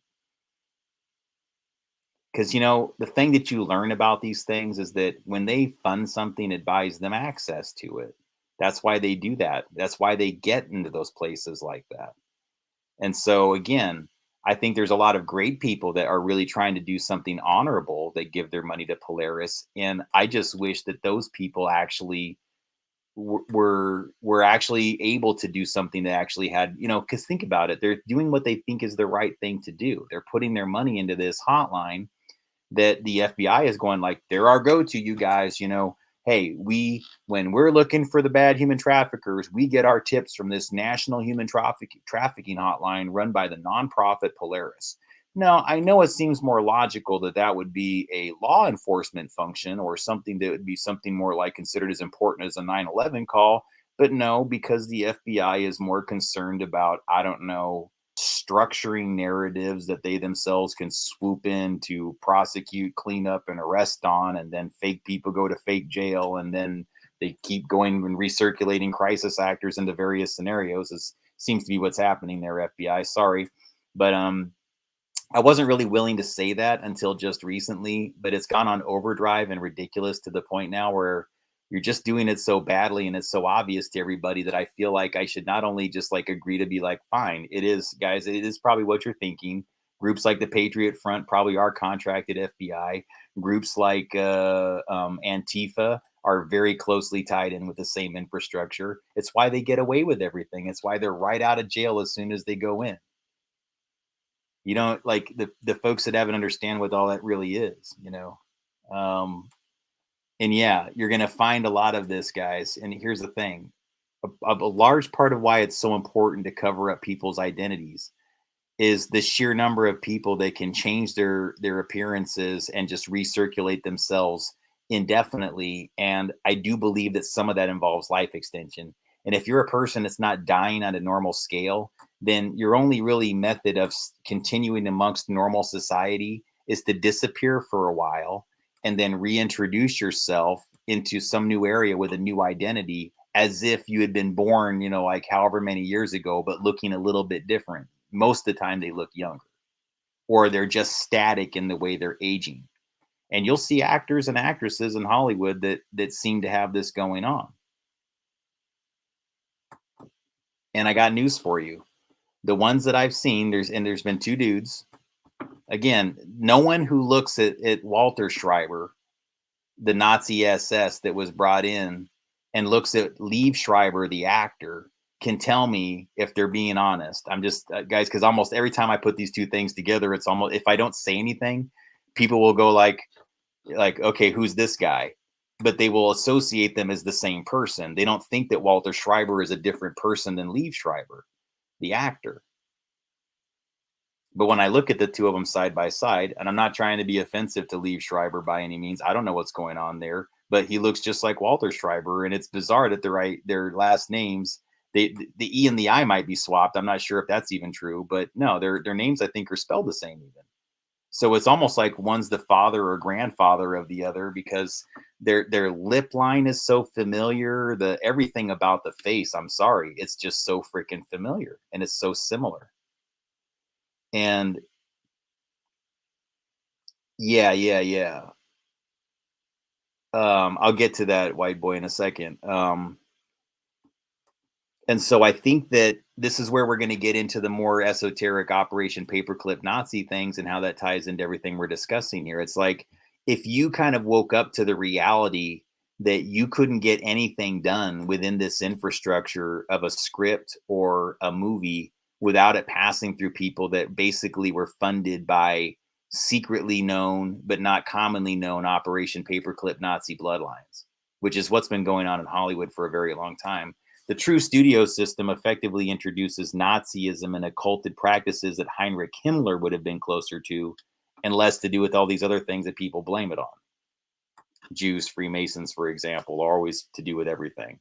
Even though oftentimes what you're really dealing with is a Nazi pretending to be Jewish, or a Nazi that infiltrates a Freemason lodge and over a series of years turns it into something that is a form of Nazi occultism integrated into a Freemasonic lodge, which is why you have so many out there that are in fact toxic and do get bad leadership and do have bad associations and are people who do have negative impressions of them. Those people aren't always lying and making up conspiracy theories. There are quite a few bad Mason lodges out there that aren't doing the right thing. I'm convinced of that. But I would not call all of them that way. And I receive far too much, I believe, sideline assistance and covert and more quieter ways from them. Whether they made me believe it or not, I choose to believe there's still good things in the world. And I think some of them sometimes help me out and do me favors from the sidelines without making it known that it's directly them. They do and they don't. They have a way to communicate. That's the best thing that I can tell you. And so I think the ones that understand that, like, I think appreciate that I don't box them all into one category, appreciate that, because I think that they recognize too, just like I'm sure a lot of Jewish people have, that the Nazis will just be like going, no, they're not a Mason. We are. No, they're not Jewish. We're the Jewish people. You thought they were? No, it's us. Yeah, let's teach you everything about our religion. Don't you want to know all about it? And it's like you may be learning something completely different than what was the original documents. There might be people rolling over in their graves about what we're learning about their religion and their faith and their entire culture through Operation Paperclip Nazis in Hollywood. Just the way it's been, guys, I'm just familiar with this because I had a whole bizarrely like most people in America, I just had a total misconception about what it really was and what it really is. And who it really kind of leads back to. And what are they for real? What are those people that really thought up this? Who's behind Hitler when you really get down to it? It wasn't all him. He was the puppet. He was the shadow figure. Himmler, to some degree, I think, is some corruption of the real person. They tended to have beacon characters that represented a series of people or interests. So like Himmler might have just been one schmuck that was just a puppet for three people that actually held Himmler's values and did all the things that Himmler was actually doing. And they would use him as the lightning rod and have him pose for all the photos and everything and all the Nazi regalia because they were trying to hide the people that were actually performing the Third Reich. And they take that serious as a heart attack. The symbolism driving in everybody's collective consciousness and everything they do to make that a reality, they're all about it. It is everything to them. They're at industrial scale now. So if you don't get everything that I'm talking here about, like why this is all what it is, yeah, I hope you do by now. I didn't do a lot of whiteboarding tonight, and I don't have the time to, honestly. It's a little bit late, but yeah. So no, I can see white boys comments, but I don't read everything honestly as it goes through. So I'm doing my best here, but let me comment on that really quickly though. Because white boy said, hang on, I want to put your thing up here real quick. Where is your comment? Yeah, so he says plasma essentially life force. So for an older person to use this type of dimension traveling tech, they would need adrenochrome. So yeah, I think there's something to that. I mean, they need a fuel, right? And so if you've ever read in anything about the Nazis' connections to the real society, Those were that was an occult order that was female energy dominant. They were coven structure. They were a society of women who had a very deep understanding of life extension, bioplasma, energy manipulation, what we would call witchcraft. But I think that they would probably be insulted at such terms of like crudeness. But they would want everyone else to believe it. They would want everyone else to think that it's just, you know, with the nose on Bewitched, and they want you to think that it's Sabrina, and they want you to think that it's just like they want you to think that Twilight is a romantic vampire boy instead of it just being some creep who wants to suck your blood. Right? Thule, yeah, the Thule Society, yeah, you got it. Yeah, there you go, guys. I mean, look, again, so I don't want to be offensive to anybody, so I know that that's a sensitive topic, but yeah, I do think that because I've seen the footage, guys, and we just never see it in our media. But there are a lot of people that practice traditional Judaism, Hasidic Judaism, and they don't hold the same principles as a lot of this sort of Americanized form of Judaism, and it doesn't really jive with them, and nor do the policies of Israel, and they're offended by them, and a lot of them have very strong, beliefs in their faith, and also can get along with the people in West Bank, Gaza, and don't have a problem with that, and they want to see peace in that, and they don't have an objection to a Palestinian state, and so these aren't like commonly held beliefs the way that we're all trained to believe that they are by the quote actual Jewish people. I mean, I think you would have to get a much broader range of what more Jewish people think from various different groups, and not strictly from this one box that our media said you have to ask these people. I think that's it. You have to give that kind of consideration to anybody. I mean, I've made the mistake of like, again, guys, it was very short-sighted of me, but for many years, because I was a blinded by liberalism and things like that. Yeah, like the concept of like a black conservative, I thought was really strange. Honestly, guys, we still point it out to this day and everything like that. Like, are you really? It's like, well, yeah. Why can't any group of people have a broad range of beliefs and ideologies? Why couldn't there be a group of them? Why can't there be a whole group of guys standing next to Donald Trump at a rally saying blacks for Trump? And maybe the reason why they went out of their way to do that wasn't for free advertising or to legitimize Trump, but for them to say like, no, guys, look, I got news for you. We are a diverse culture of people. Some of us aren't down with this common social justice, faux liberal Nazi nonsense that tries to equally degrade us and place us into a racial hierarchical structure where they're always going to be at a lower scale. They know that you can't be black and be at the same level of power and influence without it going through them and their ritual practice. You can't. They won't let you ascend to that level. You have to go through them. You have to be one of the characters in their greater work. It's part of their hierarchical structure and part of what they're doing with gene manipulation and DNA manipulation relative to people's perception of physical reality, and what they're doing with all of us like we're little marionettes because we let them. And so start cutting the strings, guys, because it's, sometimes we can do that. Or get the other one there.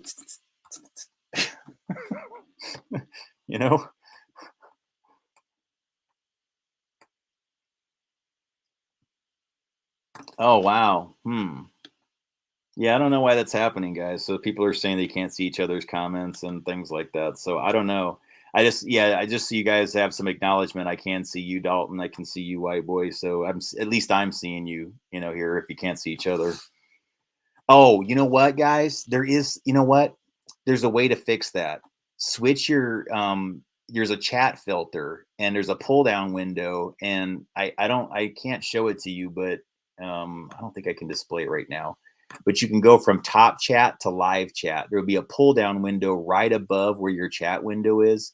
And so make sure that you click live chat, because most people default to top chat and you'll only get filtered comments. And the thing I've observed is, even though there's no reason for them to have any differences between, because I don't get a flood of comments in here. Typically, it's not like super, super busy. Sometimes it can be, but rarely. And so the live and the filtered one, they should be pretty close to the same, but I've observed if there's somebody that has good comments, they get filtered out. It has zero to do with anything. Oh, okay. Well, sorry about that. That was just one other alternative because it's usually that. But yeah, I can see there might be some shenanigans too. So yeah.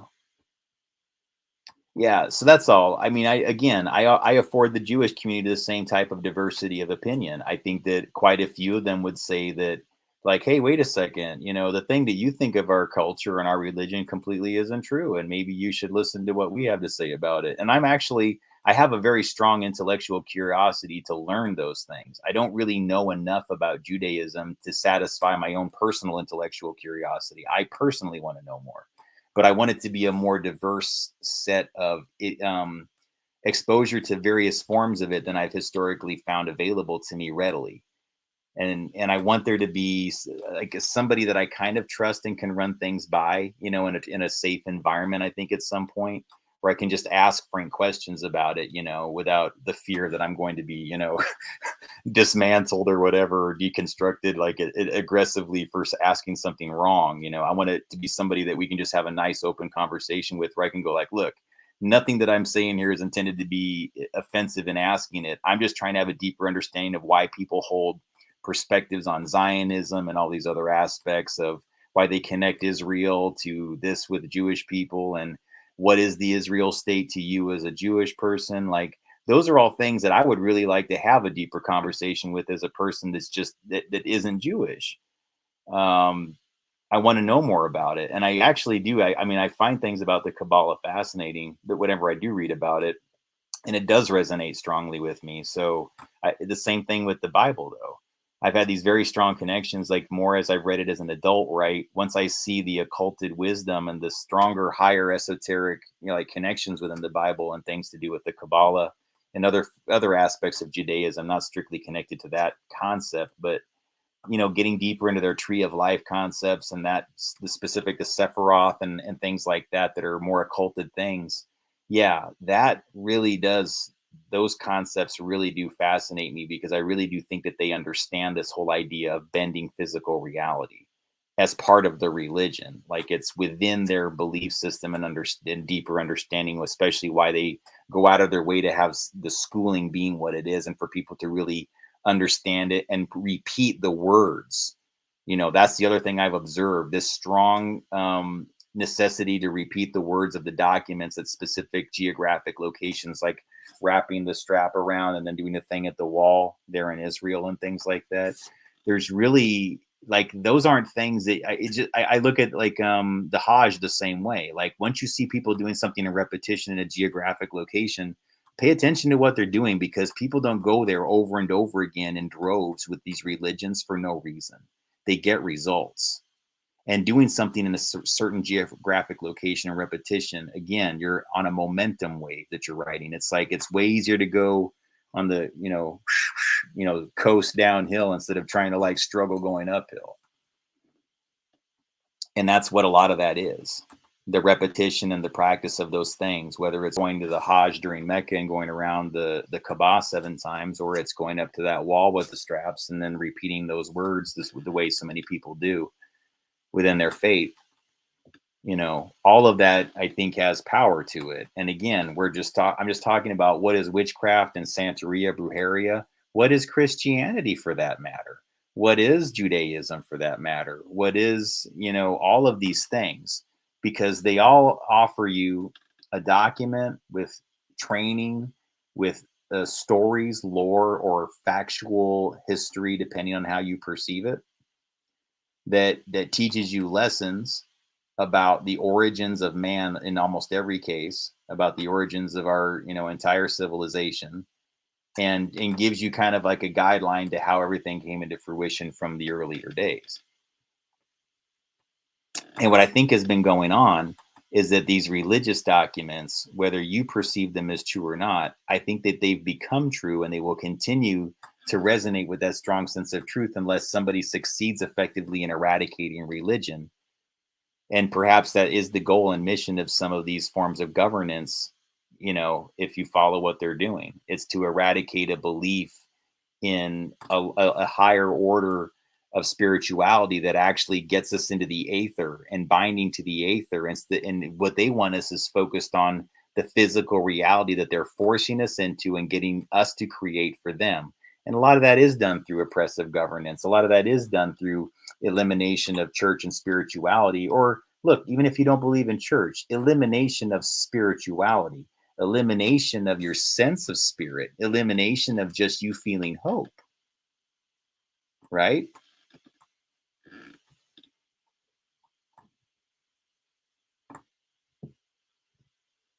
And so what I think that this is all this culminating to, at least for me, and what I'm trying to express here is that that plasma and bioplasma really are the building blocks, and that shared beliefs and focusing on those beliefs, including those within shared documents, belief in God. Yeah, you're right. I mean, they do kind of want an AI God, but I'm just saying, like, we don't have to accept that necessarily. And if that's what somebody wants, then I guess that's your vote for what you want to manifest into physical reality. And that's the people that want the artificial intelligence God. That's what they want. And if they believe, and maybe that's the whole point of what they're doing here, is trying to get us to lack a belief inside what was history. And so that we manifest something that completely eradicates religion into physical reality for them. And I would hate to see that happen, because I do think that there are, what regardless of how I feel about its truth or whatever, the thing that I do know about a lot of these faiths is that for a good portion of the population, it provides a spiritual path and greater understanding, that if you were to expand that, not reduce it, but to expand it into greater schools of learning that are more esoteric in nature, not satanic, and I'm not talking about that. I'm talking about like a similar to like what the Jesuits have within the Catholic Church, regardless of how you feel about what the Jesuits actually do. There's no question that once you're at that level, you're attaining, like, that's your master's degree in whatever, that's your PhD in religious philosophy, and a whole organization of people that will capitalize on your newfound, understandings and ideologies.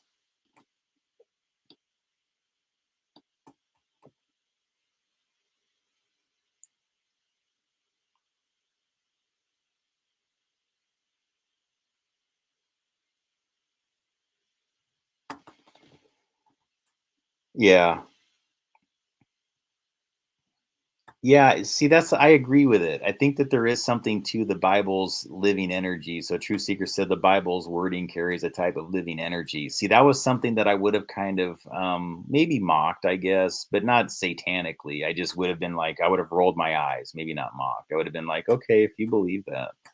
I would have said that for many, many years, but I do think that what it is that it's turned it into a living energy that's going to continue, just like cycles of energy, just like we experience day and night and cycles of seasons, that there's going to be a repetition of the entire history of the Bible that just repeats over and over again. And it's just going to manifest in modern times with similar vibratory frequencies of those old names, and sometimes very similar, if not the same names of the Bible, and it just starts to recreate itself. Maybe it's even shifting names at certain times just because of the way the parameters have changed. I don't know, but it still is brought to life to some degree in modern times. And I think that there's something like that going on. And,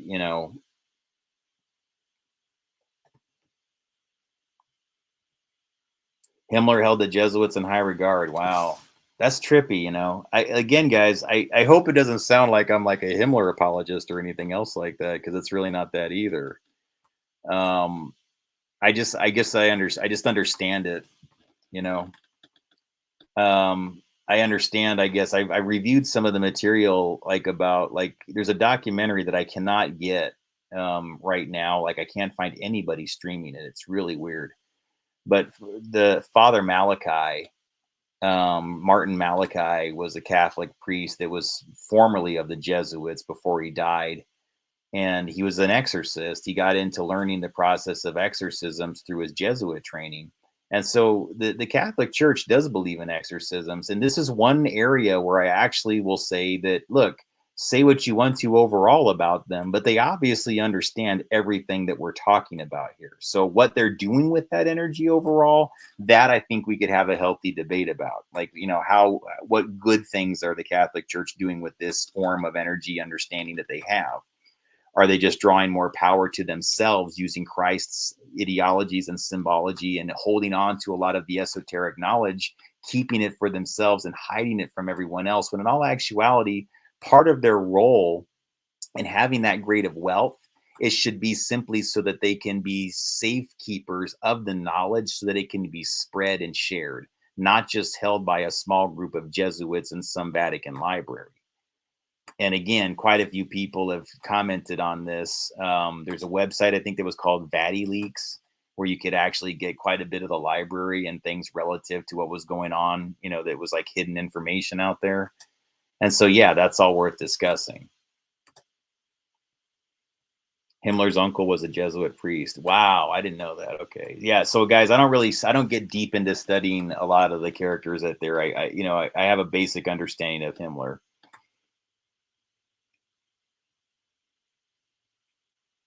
Yeah.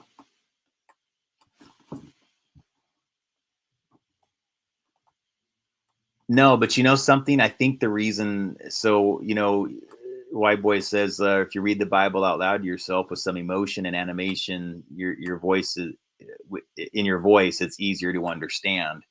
That actually kind of makes sense to me, because I think there's something about the oration, right, that is bringing something in, like again, it's like you're tapping into a resonant frequency that, especially through church and the architecture of churches, has been vibrating into the plasma field over and over again. That's why, like, churches and mosques and synagogues, almost always, when they're a very large scale one of special significance, it's not just where they build it that's important, it is how they build it. And in every part of the architecture, these buildings are designed to amplify every aspect of the human voice relative to the hymns, the phrases that are spoken. Every word spoken out of that Bible is designed to what? Get a whole group of people, sometimes a few hundred at a time or more than that in these churches, simultaneously repeating these words where it goes up, up, up. And think about what this is with frequency, vibration, and energy, what it's actually manifesting into physical reality. The building becomes a repeater and an amplifier of the collective hive mind energy that is all adding power to the Christ symbol, Christ symbology, the Christian church overall.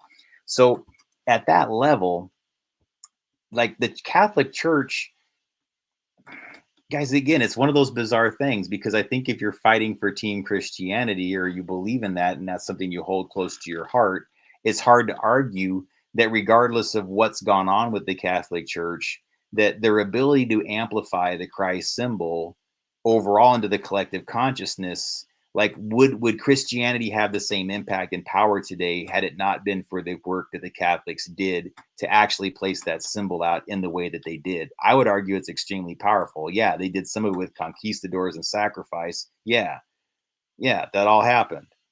But I'm telling you that now that that's the way that it is, now that that's the history and you can't erase it and everything else like that, what is really the power of the Catholic Church? It really is their ability to amplify historically over the years, and what they've continued to be able to do through their churches and everywhere else. Whatever it is that they want to send out and broadcast and create into the collective hive mind, those churches are effective amplifiers at making that a reality. And when it's an organized church and you can get common messages into common areas and amplify them amongst your practitioners of your religion, all in the same place, same time every Sunday, doing it that way, hell, they know the value of it.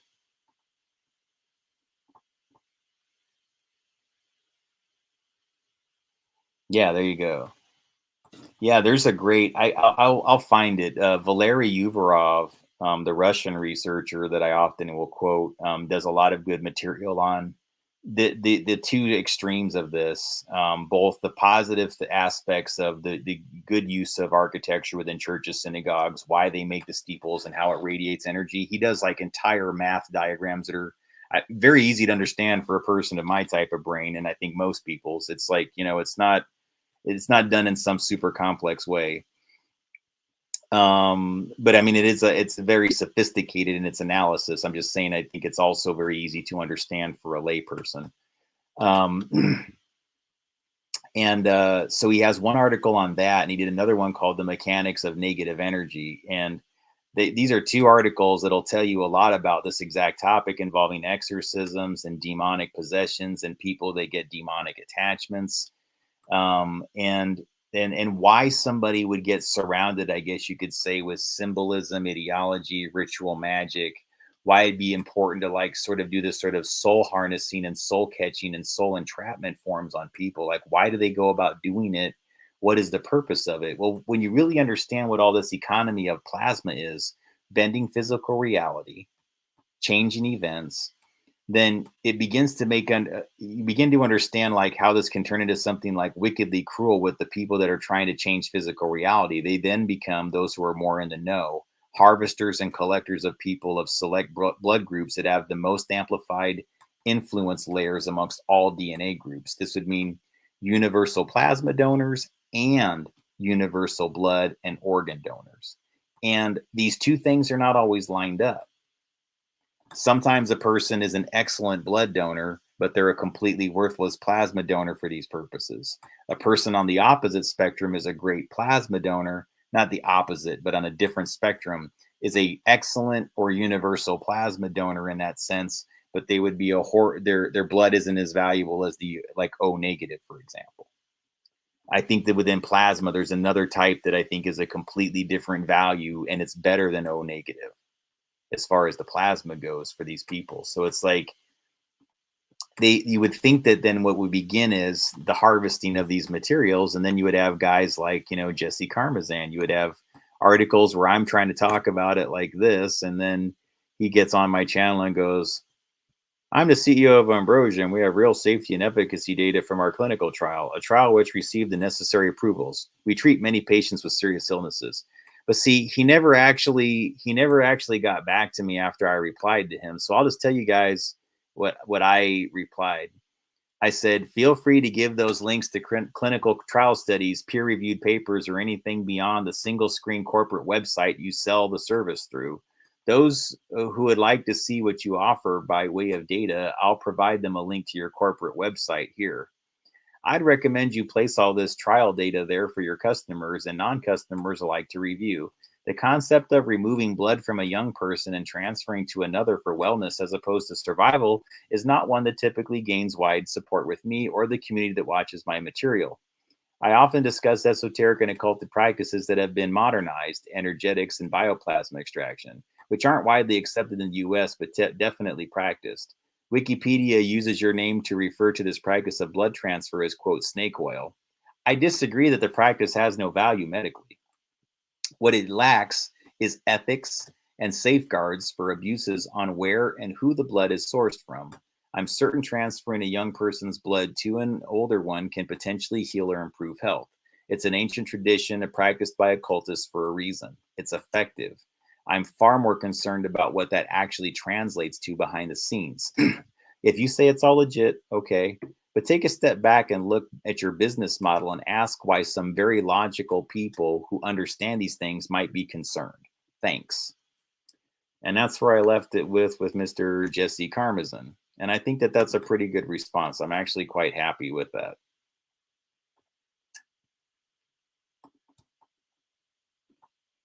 Because I really think that he was, and again, he never came back and posted anything on my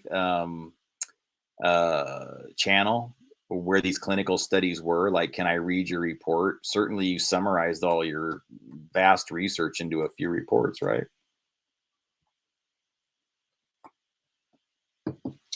I mean, where's the data?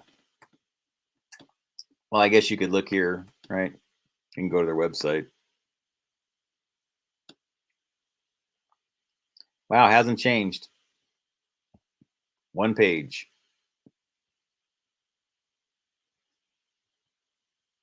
Looks pretty ethical, doesn't it? Right? Why would I question something that looks so ethical? Hey, like look at the way he categorizes his studies and trials and who it's there for. Look at this. No, wait. What does he say here? He puts, we have real safety and efficacy data from our clinical trial, a clinical trial which received the necessary approvals. We treat many patients with serious illnesses. Sorry.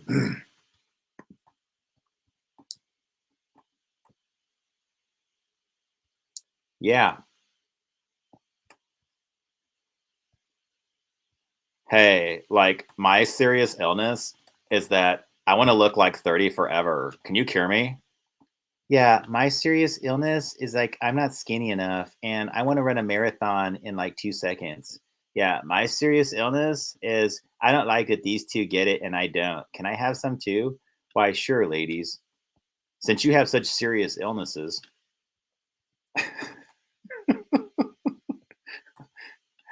We treat patients in all 50 states. You must be at least 30 years old. So I don't want to sound like a commercial. I'm sorry, guys, but this is like bizarre.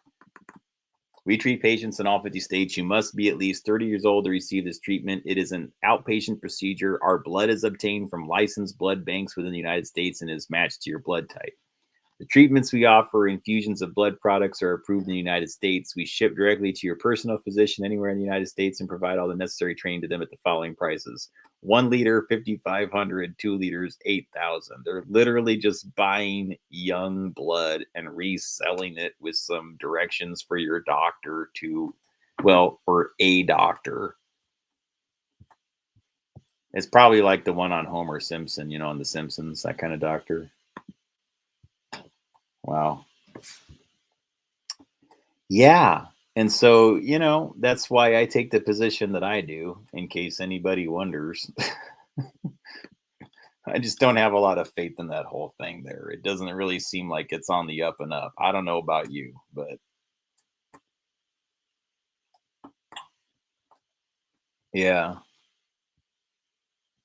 Yeah, guys. So again, I can't go deeper in. I was only going to go an hour and a half tonight, so I'm already doing it too long beyond what I wanted to. Because this wasn't one that I want to do like a deep analysis of all these things on. But I guess I'm glad it did. I mean, I think it was time well spent. The extra. But yeah, I think that you have to start looking at some of these more modern forms of technology, like psychotronic weapons, as being really like collectors of this bioplasma, rechanneling of bioplasma, just getting more people to focus and concentrate on ideas and thoughts and beliefs of their design and their ideologies. And they've mastered sort of like manipulation of hive mind and things like that. They've admitted to it. They've done tons of documents on it. There's reports that are both good and bad from the U.S. military that I've quoted oftentimes. Those who want to do more research, I mean, if you really want to see how many in the military believed, at least in the early 80s, late 70s, read the Gateway Experience.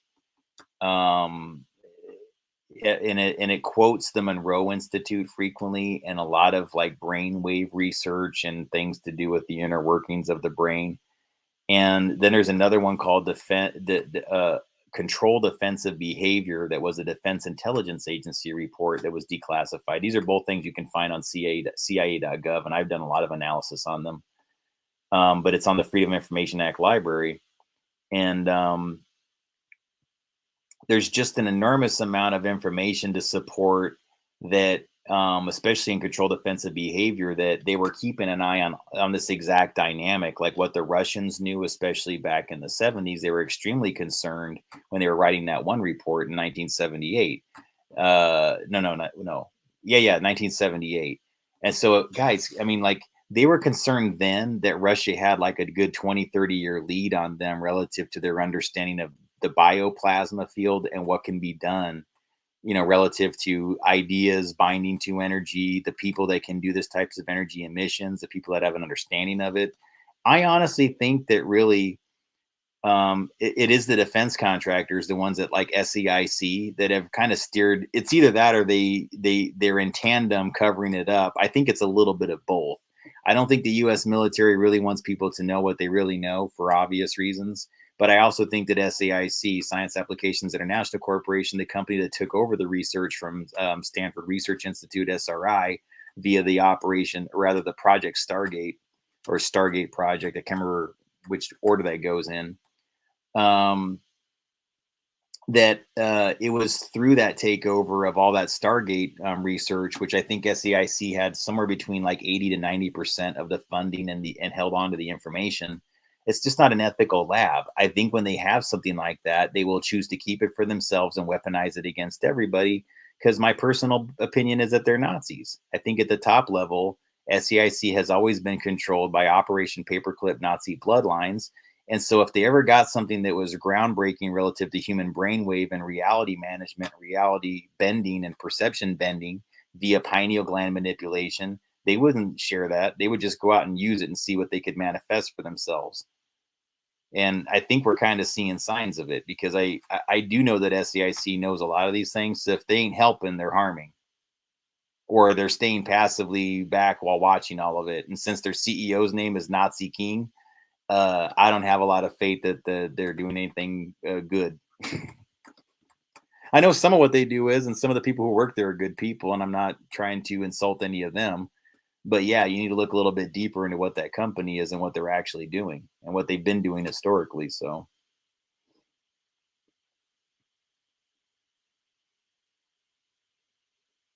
yeah. Well, folks, I'm going to have to close this one up, I think, because I need to get some sleep at this point and wind down for the evening. So I do appreciate it. I'm going to be doing another deep dive on some Robert Altman films soon. I know I've been saying that the last couple ones, but I'll be doing like a deep dive on The Player by Robert Altman.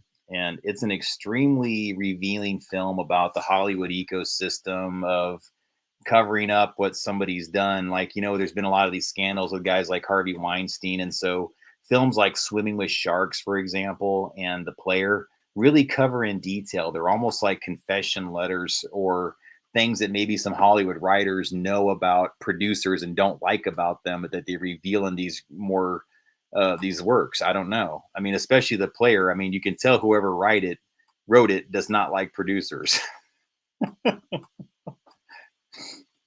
So that'll probably be the next one if I can. If not, then it's only because I'm still working on putting the slides together. That's kind of why I've been postponing it lately, to be honest with you, and just trying to find the time to do it. But yeah. But anyways, folks, I do appreciate you joining tonight. If you'd like to contribute to the channel or contact me for any reason, you can find all those details in the description below.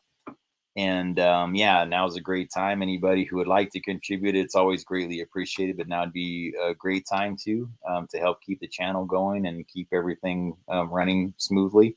That's always appreciated. I would like to be doing these more frequently and things like that, and that would be something I'd like to do more. But a lot of what makes that a reality is the funding. So yeah, if you folks want to, please go ahead and feel free to do that. I'd appreciate it, and I do appreciate you joining. And thank you again. If not, your comments are always appreciated here in the chat. And it was a really good discussion tonight. I agree. Thank you very much for joining. All right. Have a good night.